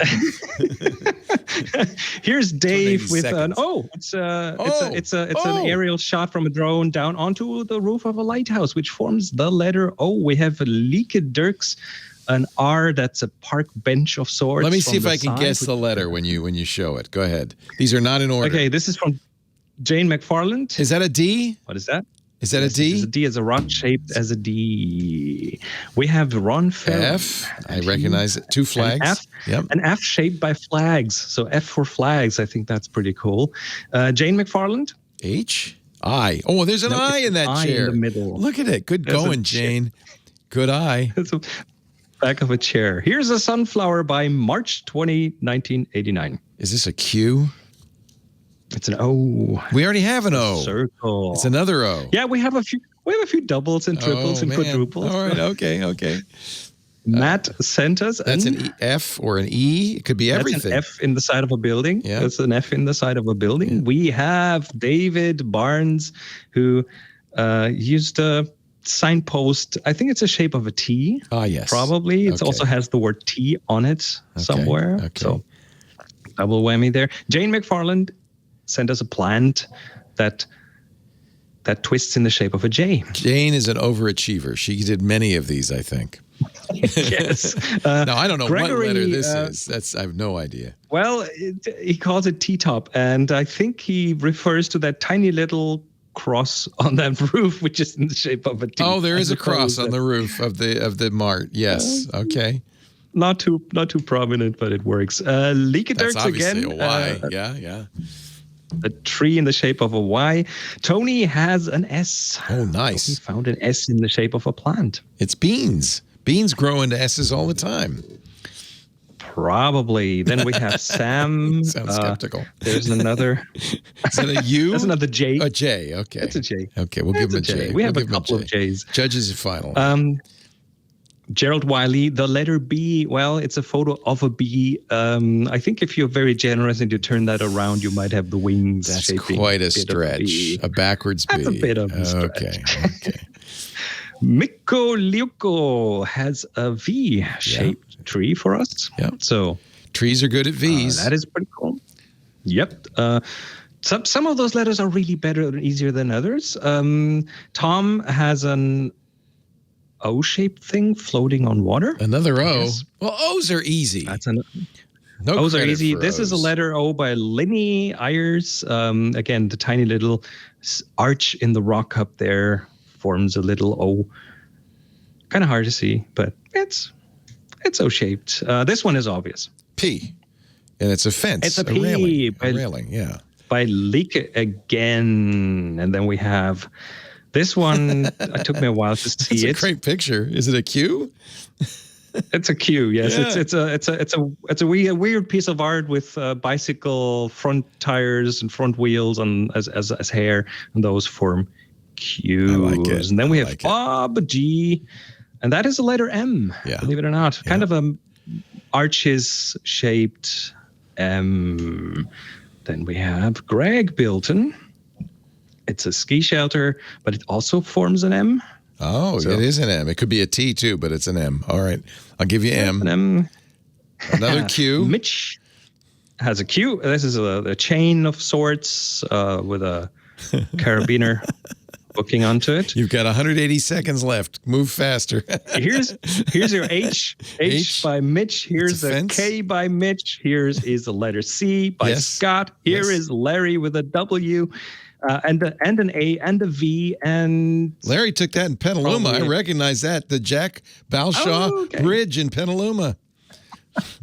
Then Ron has an E for electricity. That's the electricity pole that is shaping an E with its bars. Another one by Ron. It's a donut on top of a building. That's a good picture. Yeah. O for the donut. Oh. Carlos Brefe with an. He says it's an M, possibly. Gregory Chesney didn't say what letter is in that church, but I'd go for the T on the top again. T or an M for the windows. Yeah. There's a T. Or an M for the windows, or an N or something. Vibeke has a letter T, a mushroom in the shape of a letter T. We have Bob with a U. Oh, I like the U. That's what lawnmower markings. Exactly. Yeah. Jane gave us another Q. Then we have lots of V's. It's a fern, which forms V-type shapes by March. And then Mitch has a rabbit with V-shaped ears. So that's a cute bunny. That's a bit of a stretch, yeah. Cute bunny. Another V Here's with another a tree. Y-shaped. Or a Y. Yeah, I guess Y, yeah. We have a G in the tree, very well hidden. Wow, now G is hard. That's good. Give him credit. Another Q. Here's another Q in the window. Yeah, we thought Q would be hard. So there's... Yeah. And here's a Z. Oh, yes.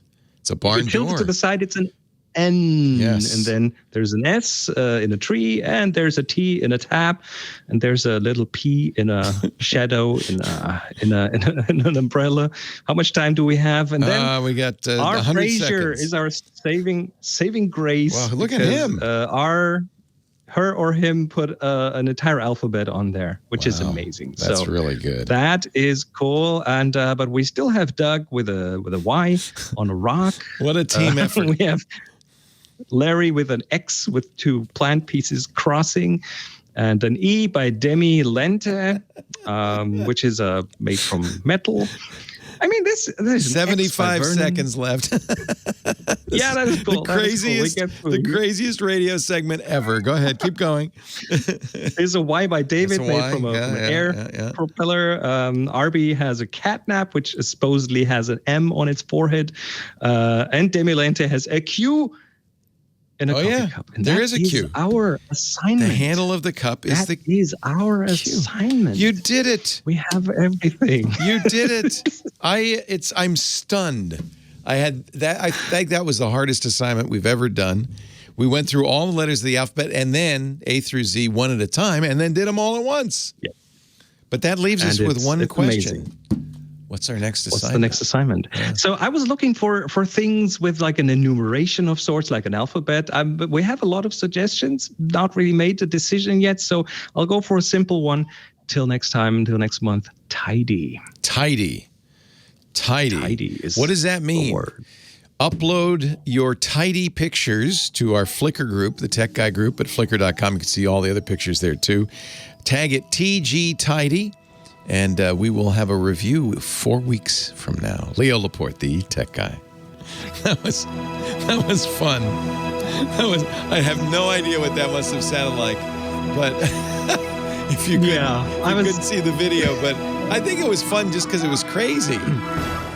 I think it must have worked. It was fun because it was just like, wow.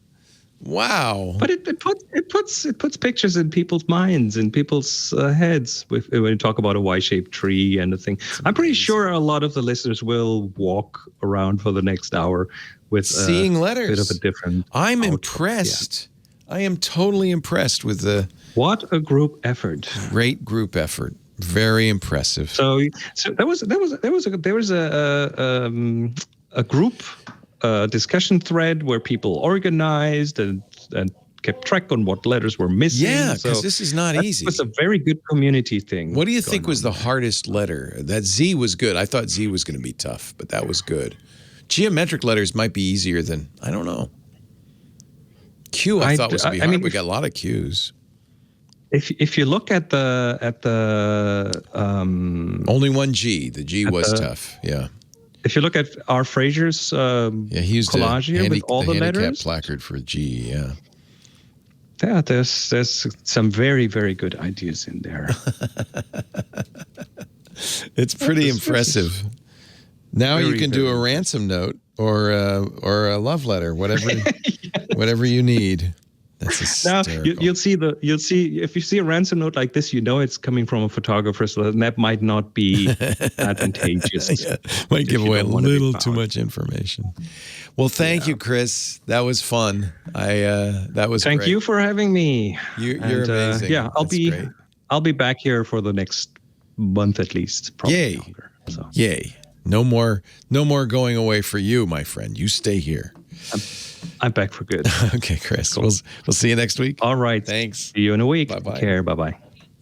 Leo Laporte. the bad guy tech guy. 8888 Ask Leo.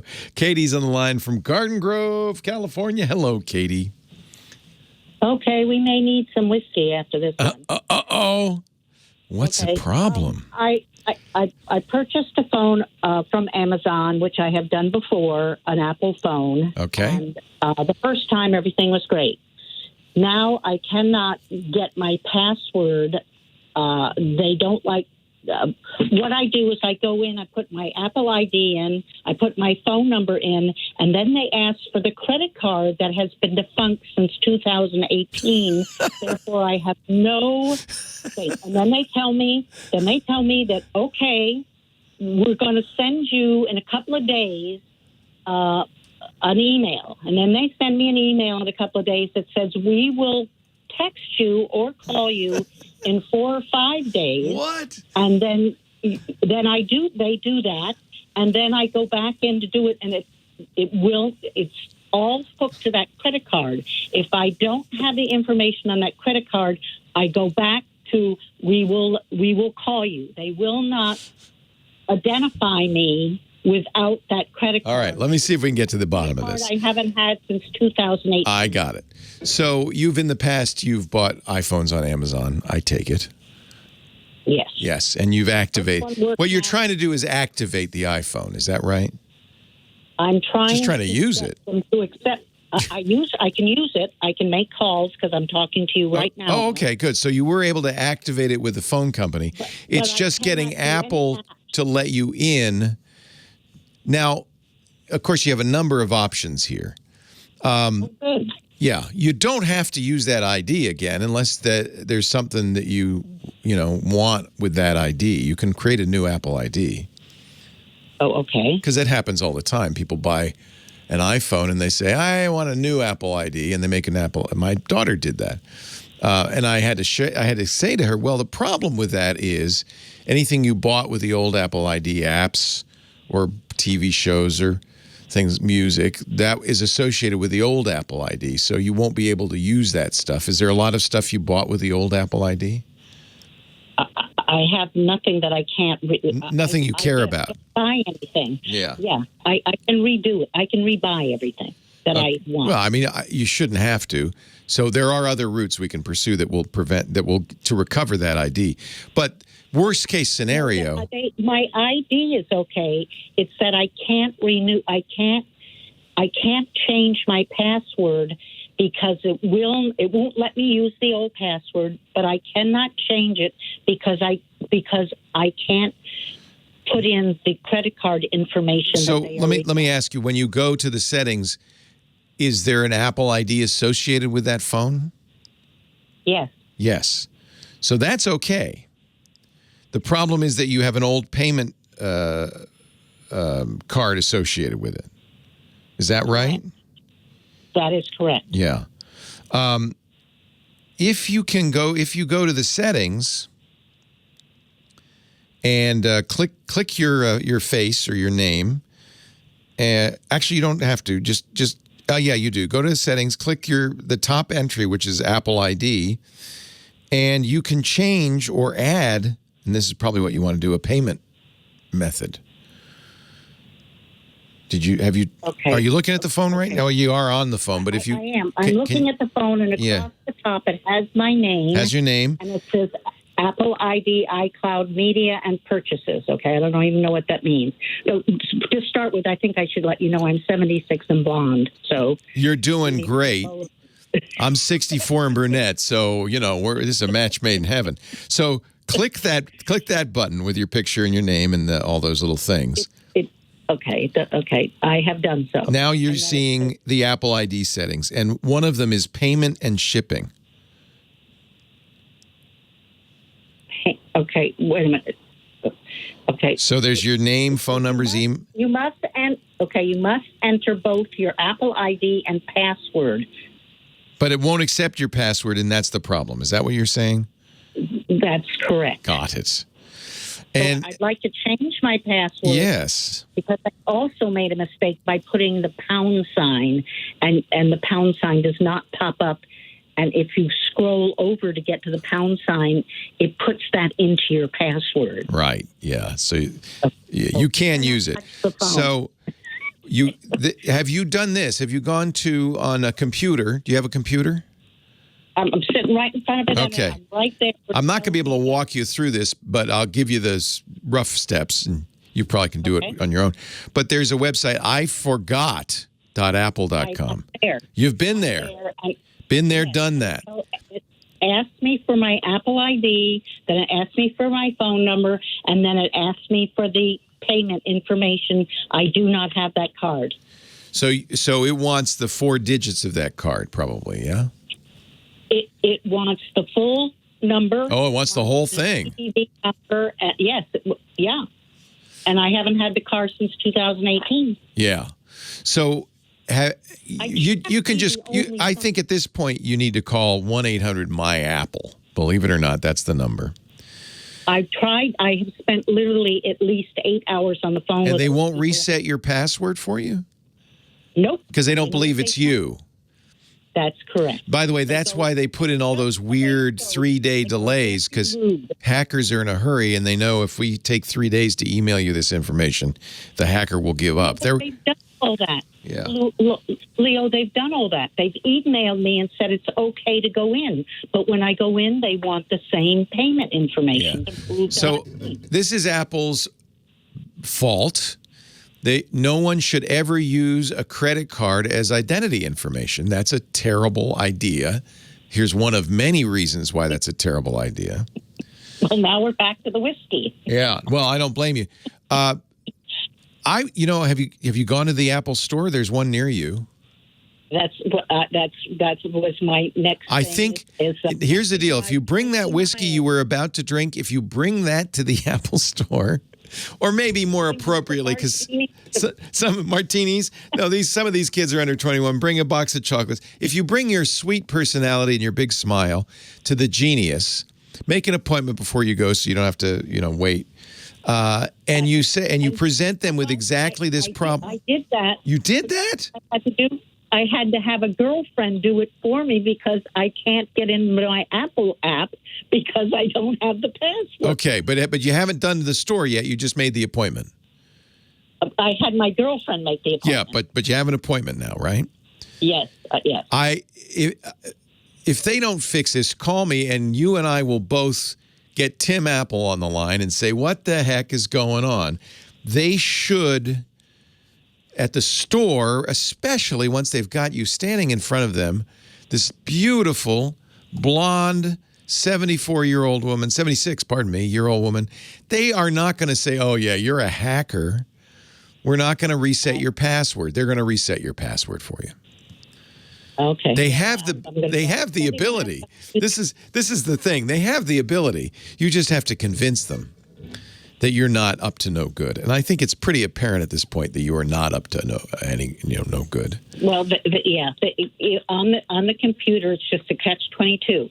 You don't have your. I understand, and you understand why they're doing that. They don't want somebody to hack your password. They're trying to make it hard. But this is a big no-no, Apple. You should not use a credit card as ID for these obvious reasons. It's probably even the bank says don't use this as an ID. Now, you might also be able to call the bank and get that information. On Earth that their card either expired. No, this is universal. This is universal. And may I suggest that next time you buy the phone at the Apple store, that will save you some of this. It's probably been about $500 more, yeah. Well, no, Apple. There's no discounting on Apple stuff. So I think that would save you some time because you could have had activated it there. They'll fix it. They have to. And if they don't, you call me back and we'll get Tim on the line because that's ridiculous. You're not a hacker. That's just so annoying, Katie. I'm sorry I had to do a little ad there. I apologize for interrupting our lovely session here. I understand exactly what's going on. So there are several avenues. I think your best bet is to take it to the Apple store. And I can't imagine that you're going to have trouble. The Genius, I'm sorry, but that's what they call this person. I know. This Genius, the one with all the piercings and the tattoos, that person has the ability to fix this, like right there, right then. And as soon as he or she sees you and knows you're not a hacker, they're going to just fix it. You understand that if you're coming in ID, I don't know, Yeah, no, they're gonna go, oh yes, of course. But hackers do this stuff via phone and email and internet, and so. But as soon as you're in person, there's not going to be a question. The other option, there's two other ways I guess you could do this. You've gone through all the normal routes. You could call the bank and see if you get that information from the bank that issued the credit card, right? But 2018, I don't. Oh, they know it. They could, you might have to jump through hoops there too for the same reason as security, right?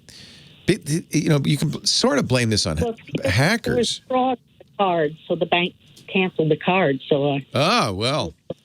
Yeah, well, you tell the Genius that too. Look, this credit card was canceled for fraud in 2018, so I don't know this anymore.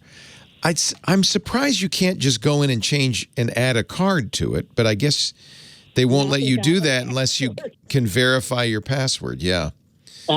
Yeah. So I see the catch-22 here. And then failing all of that, if you wanted to get it right now, you could just log out of that account and then you do it on the same place that I directed you to and start over with a brand new account. You would, but just remember that that account doesn't have access to the apps you've bought, the TV shows, the music, anything else you've bought through Apple. That's connected with the old account. Oh, yeah. The only thing I'd lose is my Alexa, I think, is the only thing I'd lose. No, you wouldn't lose that because that's an Amazon account, and that's not going anywhere.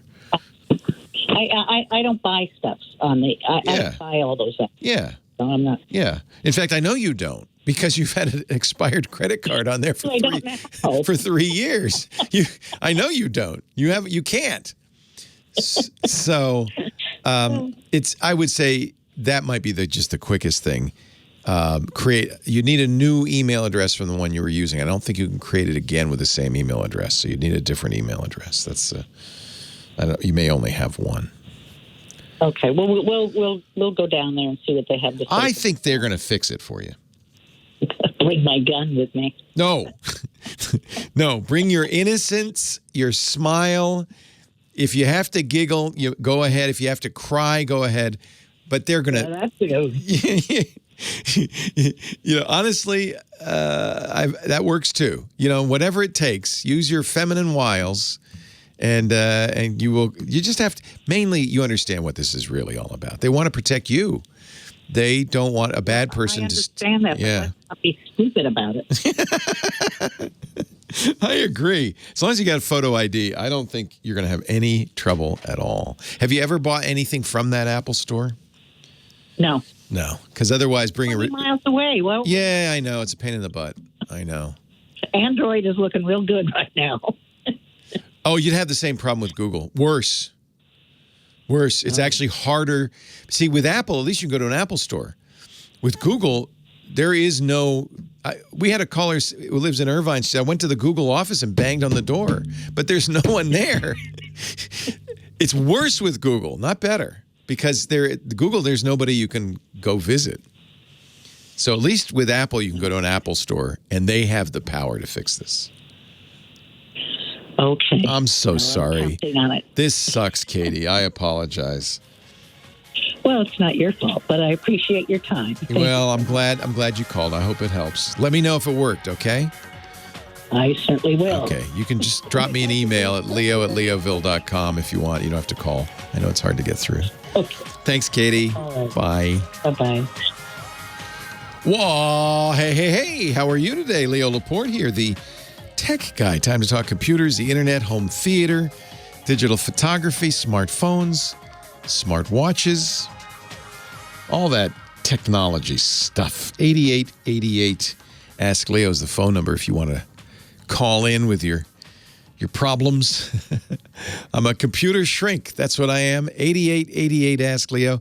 There's a website where the answers, the links, all the information goes, even audio and video from the show. It goes up on techguylabs.com.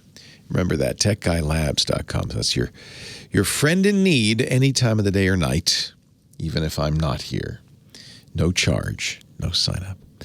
Duke, our next guest from Redondo Beach, California. Hello, Duke. Hi, how are you? Thanks for taking my call. Great to talk to you again, Duke. Yeah, I build and repair computers, and all of a sudden I've got about 20 USB drives that aren't recognized by the computer. I was wondering, I'm a big user of SpinRite, and I've listened to you about SpinRite before. Would SpinRite work with USB drives, or what would you recommend? It would. So let me first of all tell people what SpinRite is. My friend Steve Gibson, he's the host of our security show on the podcast network, Security Now. Great guy, really sharp guy, longtime computer wizard. And some years ago, he wrote a program called SpinRite, which diagnoses and fixes problems with hard drives. He's kept it up to date all these years. In fact, he's working on version 6.1.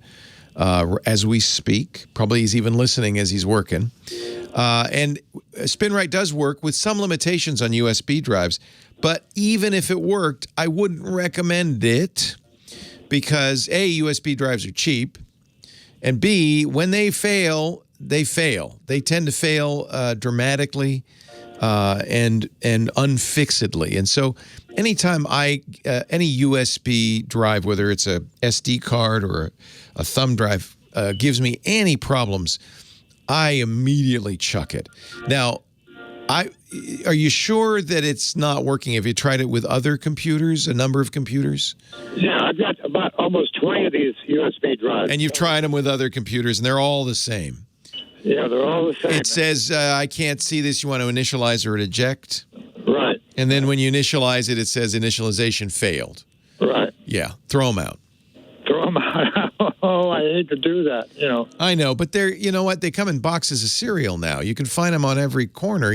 Gas stations sell them. Oh, boy. And the problem is they use a cheap form of solid-state memory that, when it fails, and it's not gonna come back. You could spin write it. It might be worth a try. Spin write's going to cost you $90. For $90, you could probably get another 20 of them. Yeah, I know. How big are they? They're everywhere from 156 to 110. Yeah. So let me just see. 1 gig USB drive. I'm just curious what the costs are on these things now. $13. A 5-pack.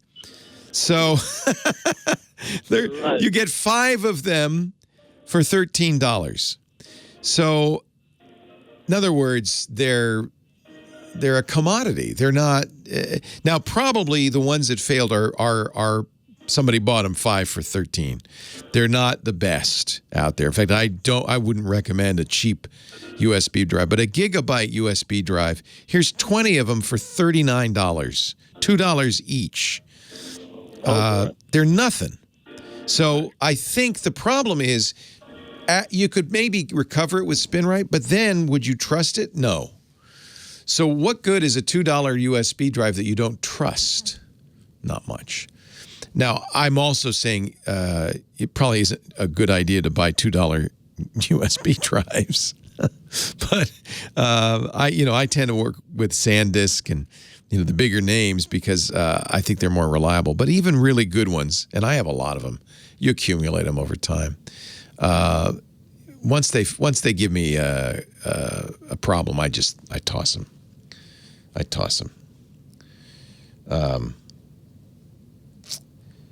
As long as you've tried them on multiple machines, you've tried to format them, because sometimes what's wrong is it was formatted on a Mac and you're trying it on a PC or vice versa. So as long as you've tried to format it, it won't format. You can't read it anywhere else. I think that's a sign. That's a sign from heaven. That's a dead drive. That's a bury that drive. That drive has kicked the bucket. It is no more. And trying to resurrect it it'd be a miracle. Be a cool miracle. Tell your friends about it, but I don't know if I'd want to trust it. Amanda's on the line from the home of the Little League World Series. You probably get that all the time, Amanda. Hi. Yes, absolutely. Hi, how are you today? I'm great. The call. The only reason I care is because our Petaluma Little League team is doing well. They're trying to get out there to Williamsport. Well, best of luck. Yeah, they've been the world. It's cool. They've been there once before, about 5-6 years ago, and we're rooting for them. What can I do for you? Best of luck. Yeah, thank you. This isn't too pedestrian a question for you. I love the pedestrian questions. I'm tired of the hard ones. Okay.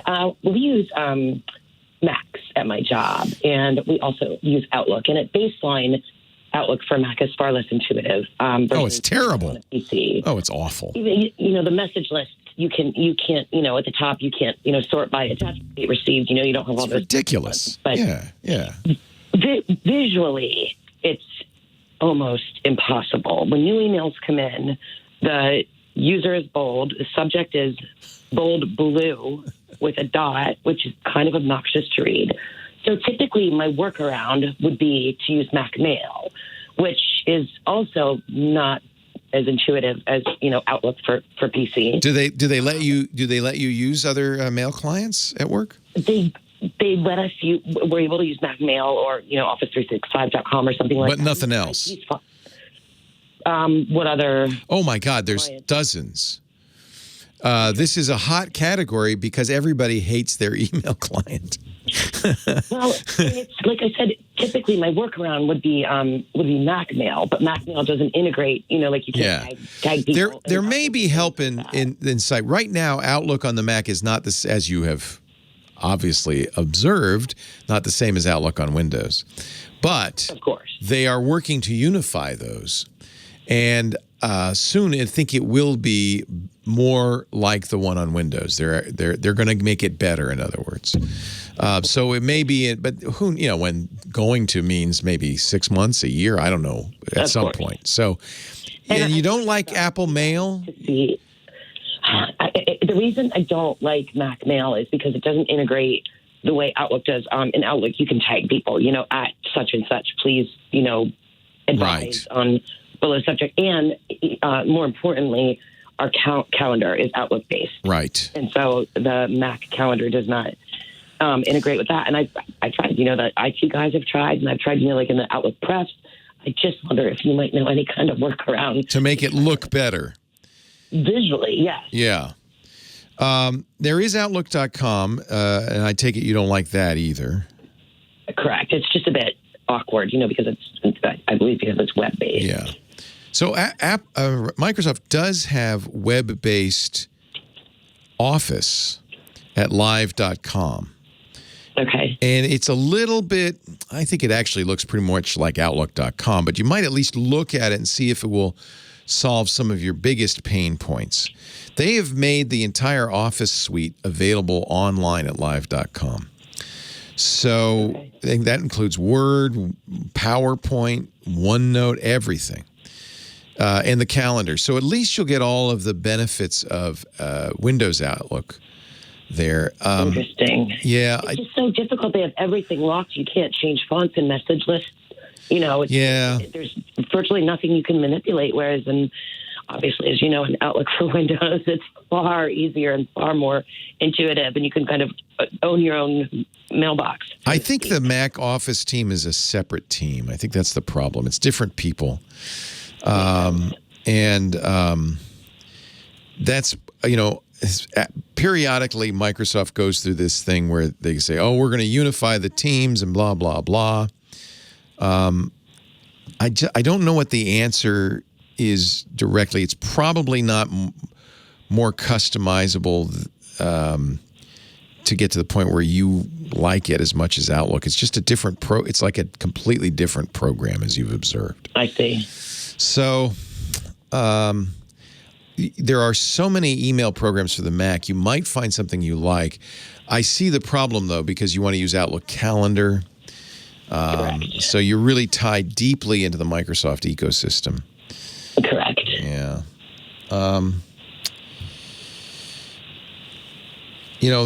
I just don't know what the answer would be to make it more. There are people in the chat room saying you should try this or that, like EM Client, which is an email client that works on Windows and Mac that looks more like Outlook.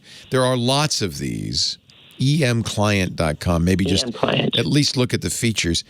Partly, I don't know all of the things that you don't like about it. I don't know what they are to fix them, but I think casting around for another email client, there are many, many out there, and it isn't so difficult to get the Outlook calendar to sync with Apple's calendar.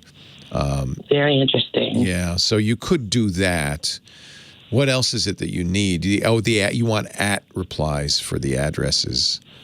Yeah, I mean, that's not a huge deal. I can just put, obviously the username in bold or something like that. It's basically just not being able to manipulate or kind of add, like when you look at your inbox in Outlook for Windows, you can, click the little attachment icon, which sorts it by attachments, click the date icon.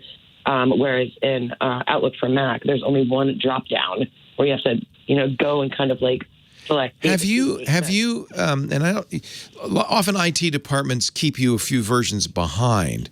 Microsoft recently updated Outlook for Mac, and I'm wondering if you've yet got the new one.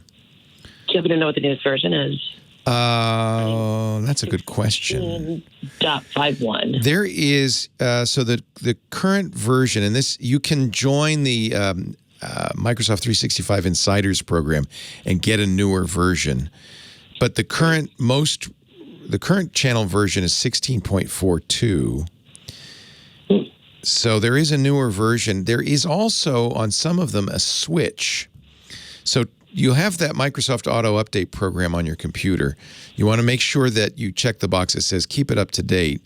And then there will be a switch if you have the recent version at the top of the Outlook window that says New Outlook on or off. Between New Outlook and Classic Outlook. Yeah. Classic. You've already seen that. Yes. Yes, and that doesn't help. New Outlook is actually... It's worse. Yeah, because they're simplifying it. Yeah. Yeah. I'm on Classic. Yeah. So the Outlook version that I'm running says 16.51. Would then the 16.42...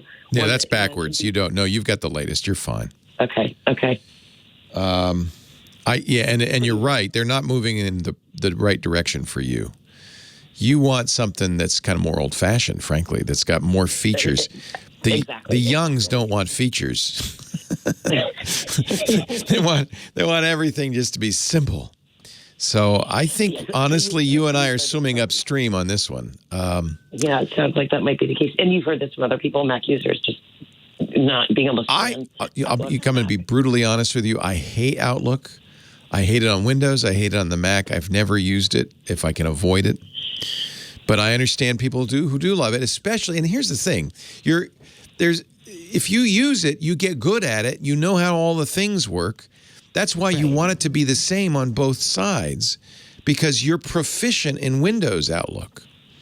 Right. And of course, having developed all of that muscle memory, you want it to be the same, but I think it's not.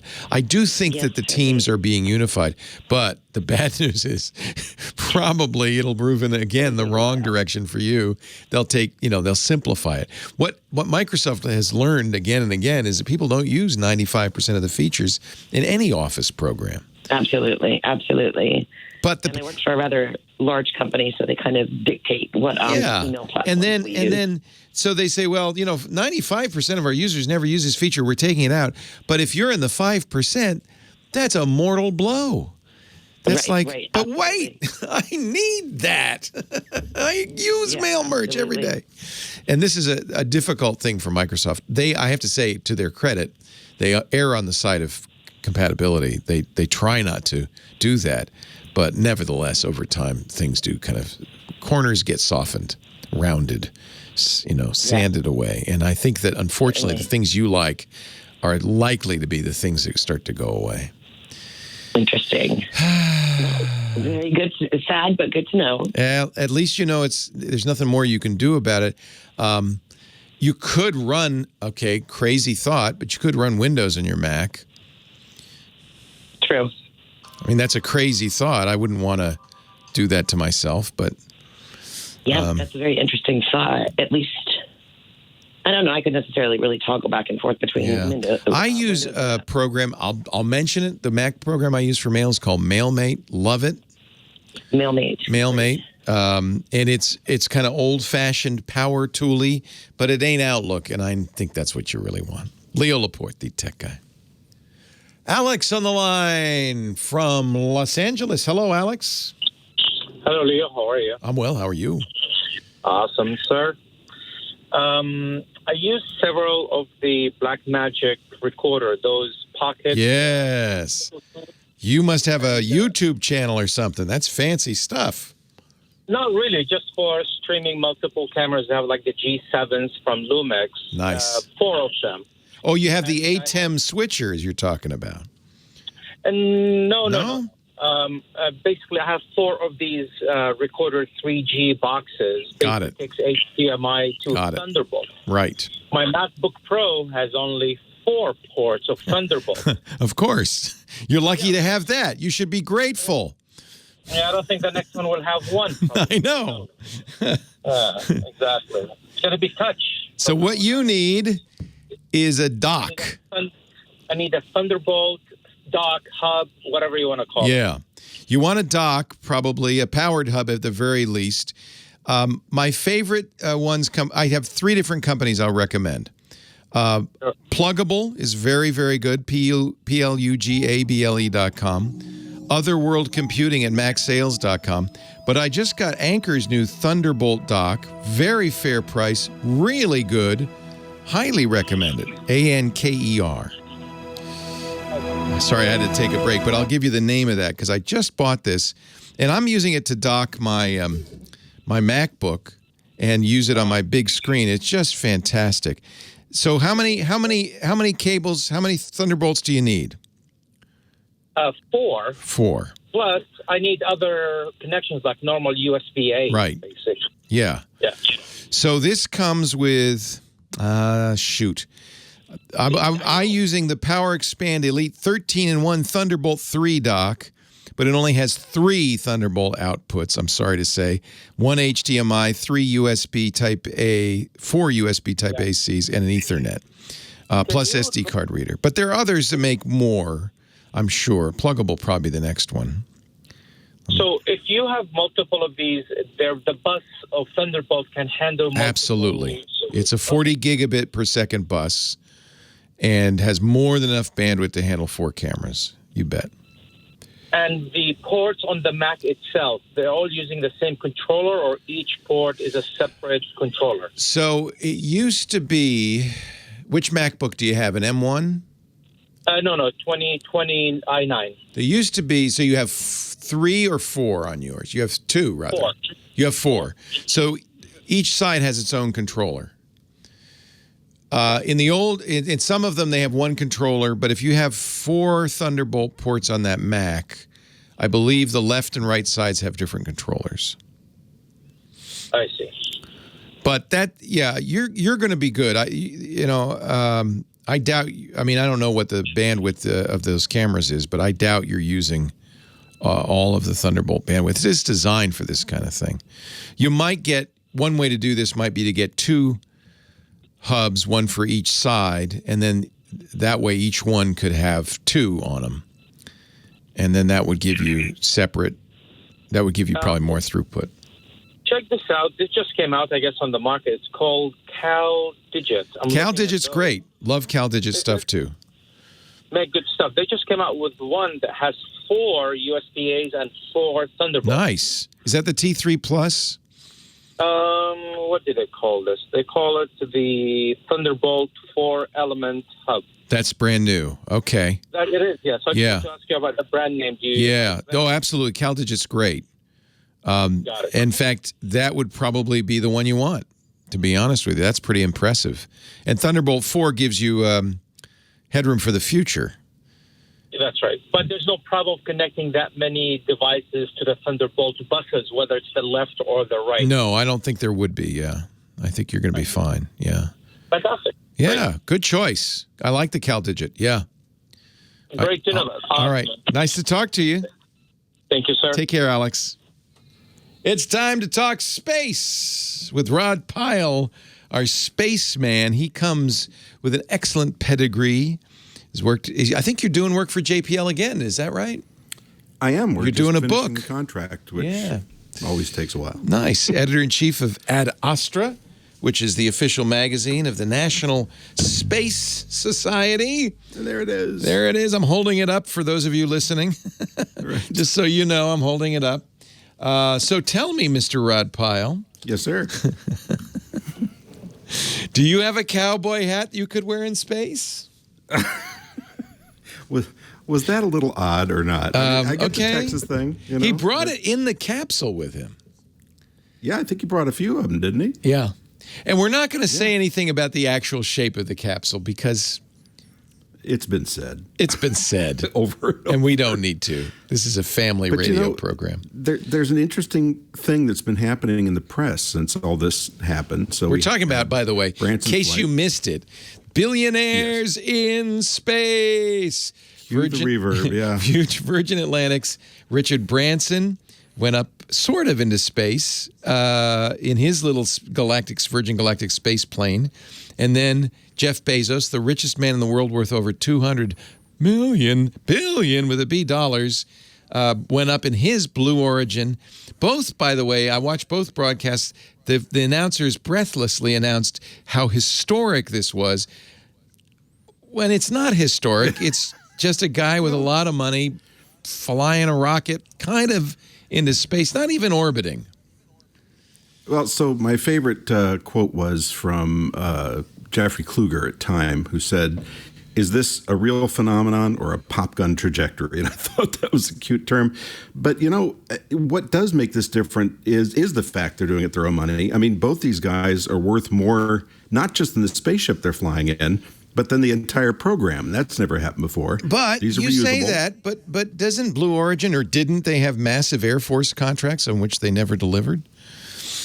Not Blue Origin. That was SpaceX? Who is that? Yeah, that might have been SpaceX. I mean, Blue Origin primarily has... No, Blue Origin has the Air Force awarded Blue Origin contract worth $255 million. Actually, it was a $500 million contract, which they've ended because they got nothing. They got nothing. Well, so Blue Origin, you know, besides the tourist So when they say that Jeff Bezos paid for his own flight, and by the way, he had the singular temerity and tone deafness at the end of the flight to thank all of us Amazon customers and slave workers for making it possible.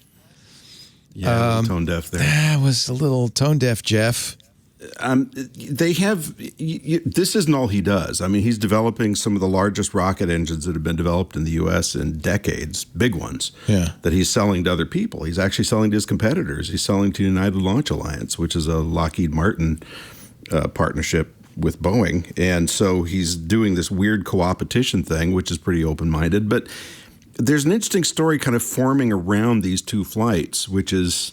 And you know, only in our modern age would this story really get wings. Are these astronauts? So I decided, okay, I'm going to write an article for Ad Astra called "Astronaut or Not."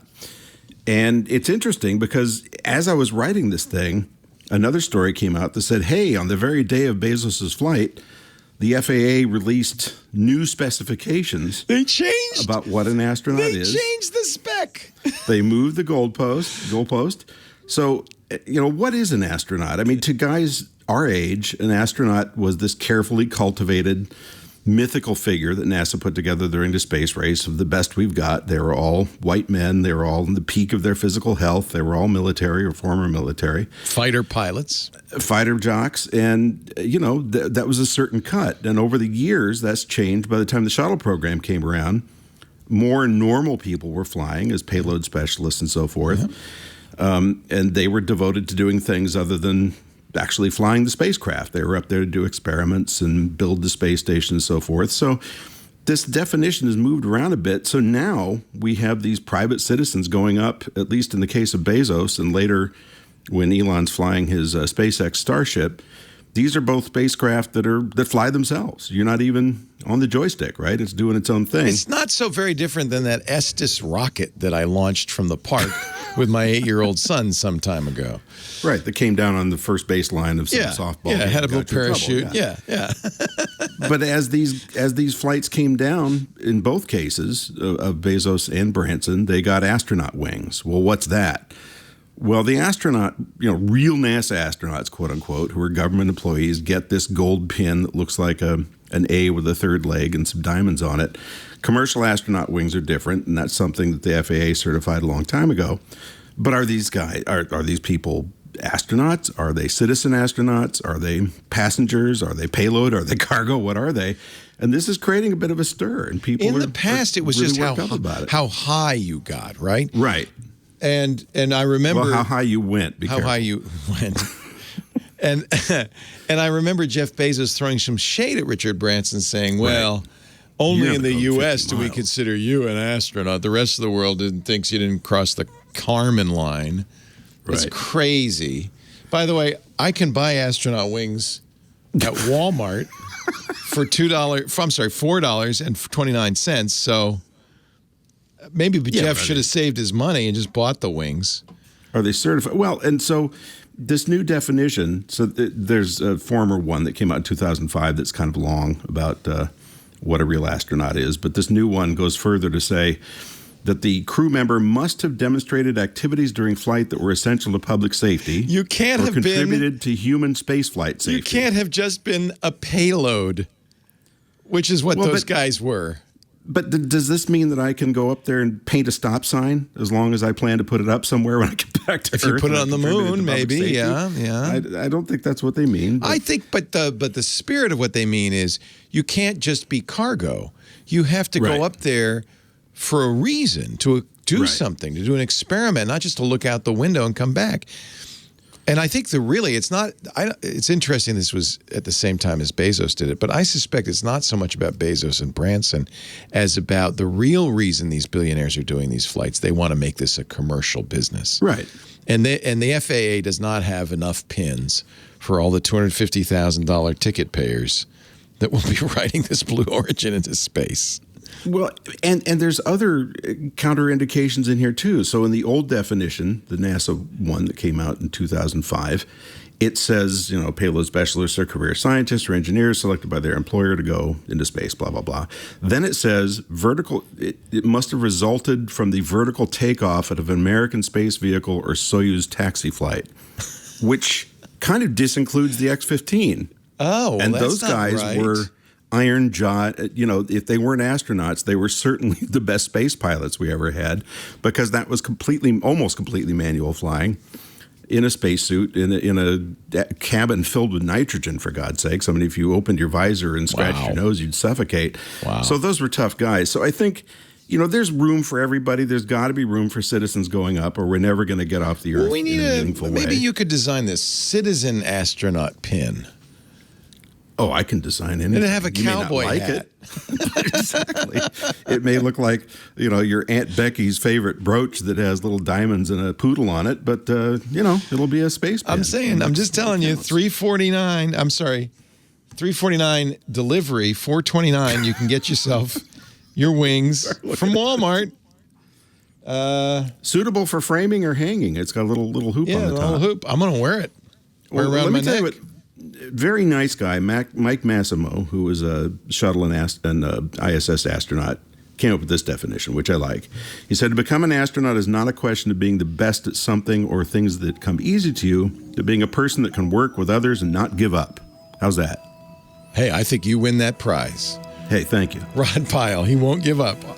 Author Space 2.0, editor-in-chief Ad Astra. Great to talk to you, Rod. Oh, Lord. So, for next week? Yes. Is it okay if I come in by phone?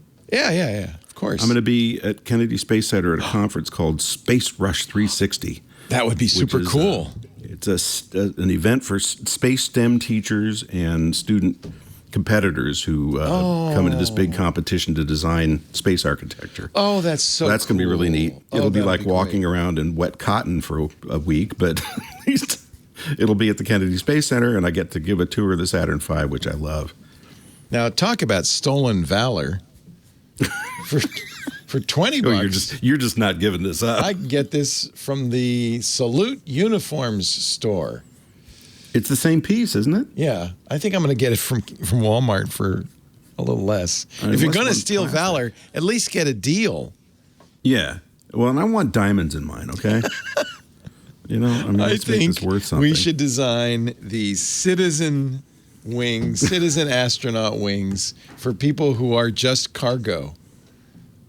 By the way, did you see the story about the mega ripples from the dinosaur-killing asteroid that was out today? I saw the headline, but I didn't read it. Isn't that wild? Tell me about it. So 5,000 feet below the surface of the Earth in Louisiana, they found these ridges that date back, they think, about 66 million years. And the size and orientation of them point to them forming when the Chicxulub impactor, which is what hit the Yucatan Peninsula and wiped out the dinosaurs 66 million years ago. Nice pronunciation. I'm impressed. You like that? Yeah. It dates to that. So these things rippled all the way through the continental United States, and they found them. Wow.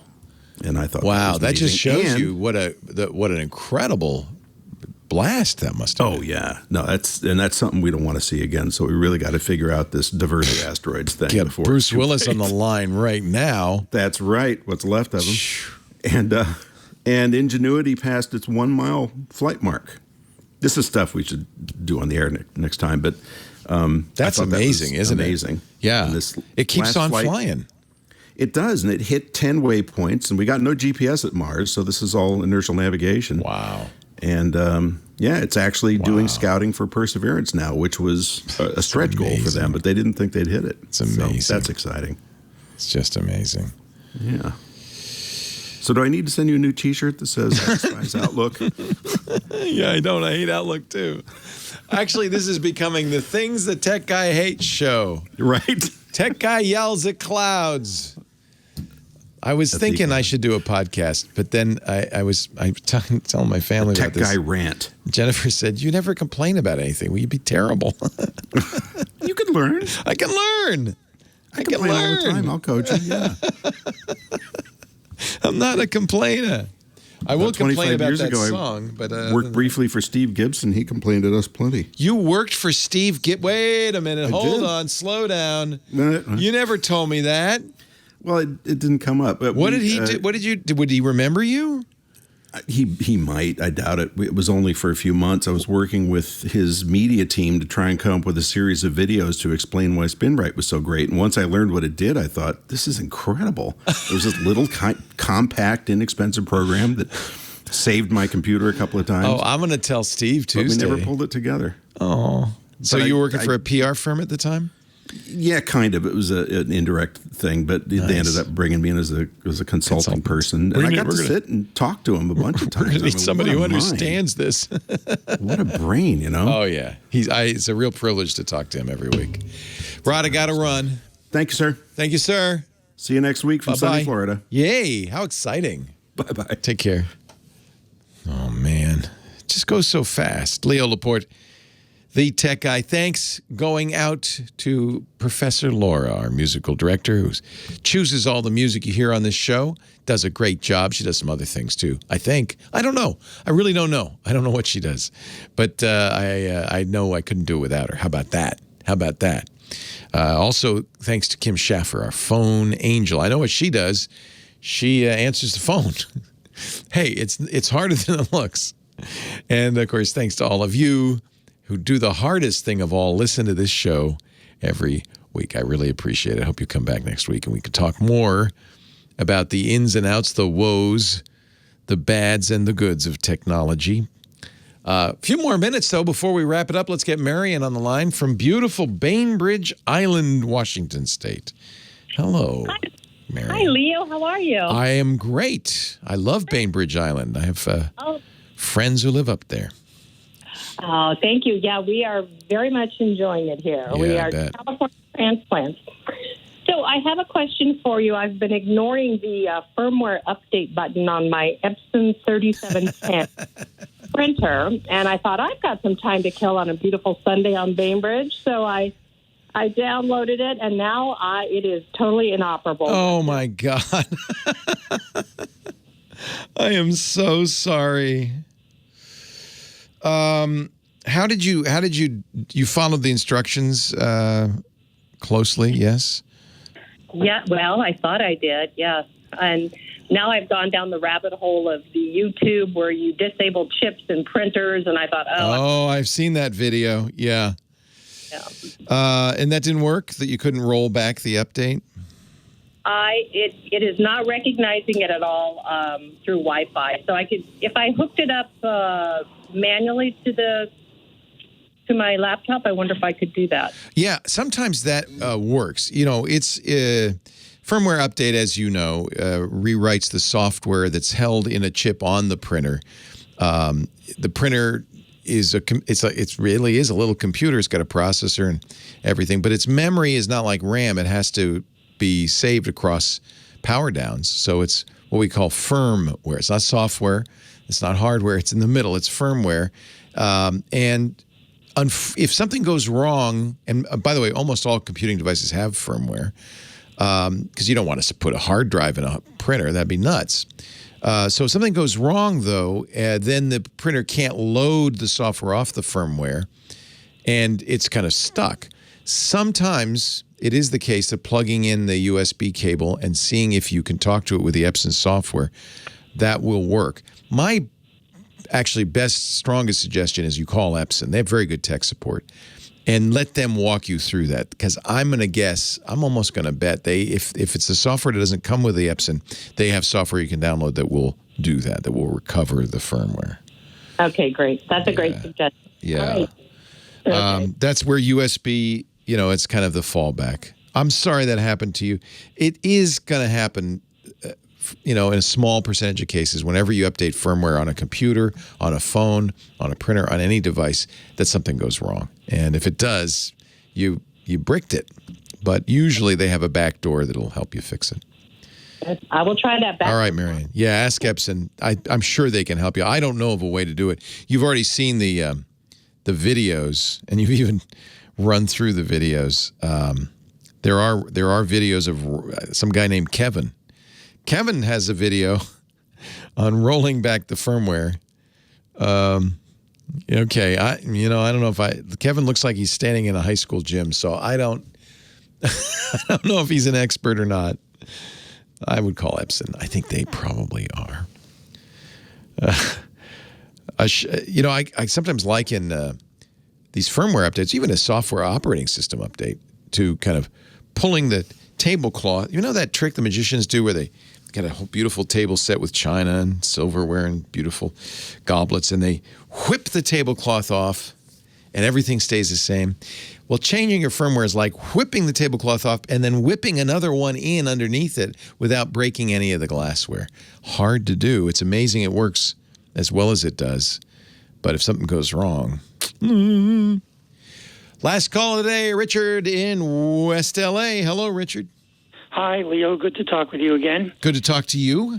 What's up? My nephew sent me an email with a link to a video of his daughter's wedding. Oh. It said at the top of the email, you have to use Facebook or something. But I decided to tap the link on my phone. Yeah. An Android. Yeah. It worked. Oh, good. But then when I went to my computer, saw the same email, and I clicked on it, it said you got to be on Facebook. Sorry. Oh, I hate that. Any explanation? I did, but it was on a small screen, obviously. Yeah. Do you have Facebook on your phone? I have nothing. I'm not in Facebook. I'm like you. Good for you. So on the PC, it says you can't watch this. You must log into Facebook to see it. Exactly. Oh, how frustrating is that? And the father had joined Facebook to see this video. He couldn't. I don't know if he could try it if he tried it on his iPhone, but it worked on my Android phone. I saw the video, so the whole thing is 3.5 minutes. It's my guess that Facebook is doing that on purpose. That they're checking. They can see what you're watching it on, and they understand that you might be watching on your phone. It's very unlikely that you would be able to then save it, capture it, use it elsewhere. But the minute you try to do it on your PC, they're afraid you're going to download that video, and they want you to log in. It's really a cheese. This is why you and I are not on Facebook, by the way. It's a cheesy way of getting you to join Facebook. One other thing, if I may, please. Yeah. I also tried it on my Kindle, and it worked. Huh? So I'm guessing that what's happening is Facebook saying mobile devices, no problem, not on a desktop. And that's their own little thing. I bet you there are ways to get around it. You might try on your phone holding that video until you get a share menu or pop-up menu and see if you can save it to the phone. Because if you can save it to the phone, you can send it to yourself. Good idea. See if you can extract it. Yeah. And, of course, it's probably too much to say, is there any way you could put this on YouTube or somewhere that doesn't have these requirements? This is the problem with Facebook. It's easy for everyone because everyone has it except you and me, Richard. Well, we'll stick to our guns. I am, because this is exactly why I'm not a member. I just think Facebook, it's full of stuff like this. It's full of tricks to get you to become a Facebook member. It's called growth hacking. That's a nice way of putting it. I don't like it one bit. If one thing you could do, Dr. Mom's suggesting, just to verify my theory, your phone browser can be put in desktop mode with any site. Just see if you go in desktop mode, it's in the browser menu, and if the video won't play, then we know that's what it's doing. It's looking to see, is this a mobile device? Oh, it is. Well, okay, we'll let you see it this once. Folks, is there a way we can get this video out of Facebook so we can watch it? I'm sure people have figured that out. I don't know off the top of my head. If I can find something, I'll put it up on the show notes. How about that? Thank you. I've seen it twice, by the way, because once I couldn't see it on my computer, I went back to it and I tapped the link, and it played fine. Yeah. If you can download it onto your device, then you got it, and you can put it anywhere. Yeah, and it's not that important. It's just I'm curious. It's frustrating. Not into anything like that. Yeah, I hate it. I run into that all the time where it says, well, you're not a member? Oh, join, and you can see this. I say, nope, bye-bye. Bye-bye, Leo Laporte, the tech guy. I say, have a great Geek Week. Well, that's it for the Tech Guy Show for today. Thank you so much for being here. And don't forget, TWiT, T-W-I-T. It stands for This Week in Tech, and you'll find it at twit.tv, including the podcasts for this show. We talk about Windows on Windows Weekly, Macintosh on MacBreak Weekly, iPads, iPhones, Apple Watches on iOS Today, security on Security Now. I mean, I can go on and on and on. And, of course, the big show every Sunday afternoon, This Week in Tech. You'll find it all at twit.tv. And I'll be back next week with another great Tech Guys show. Thanks for joining me. We'll see you next time.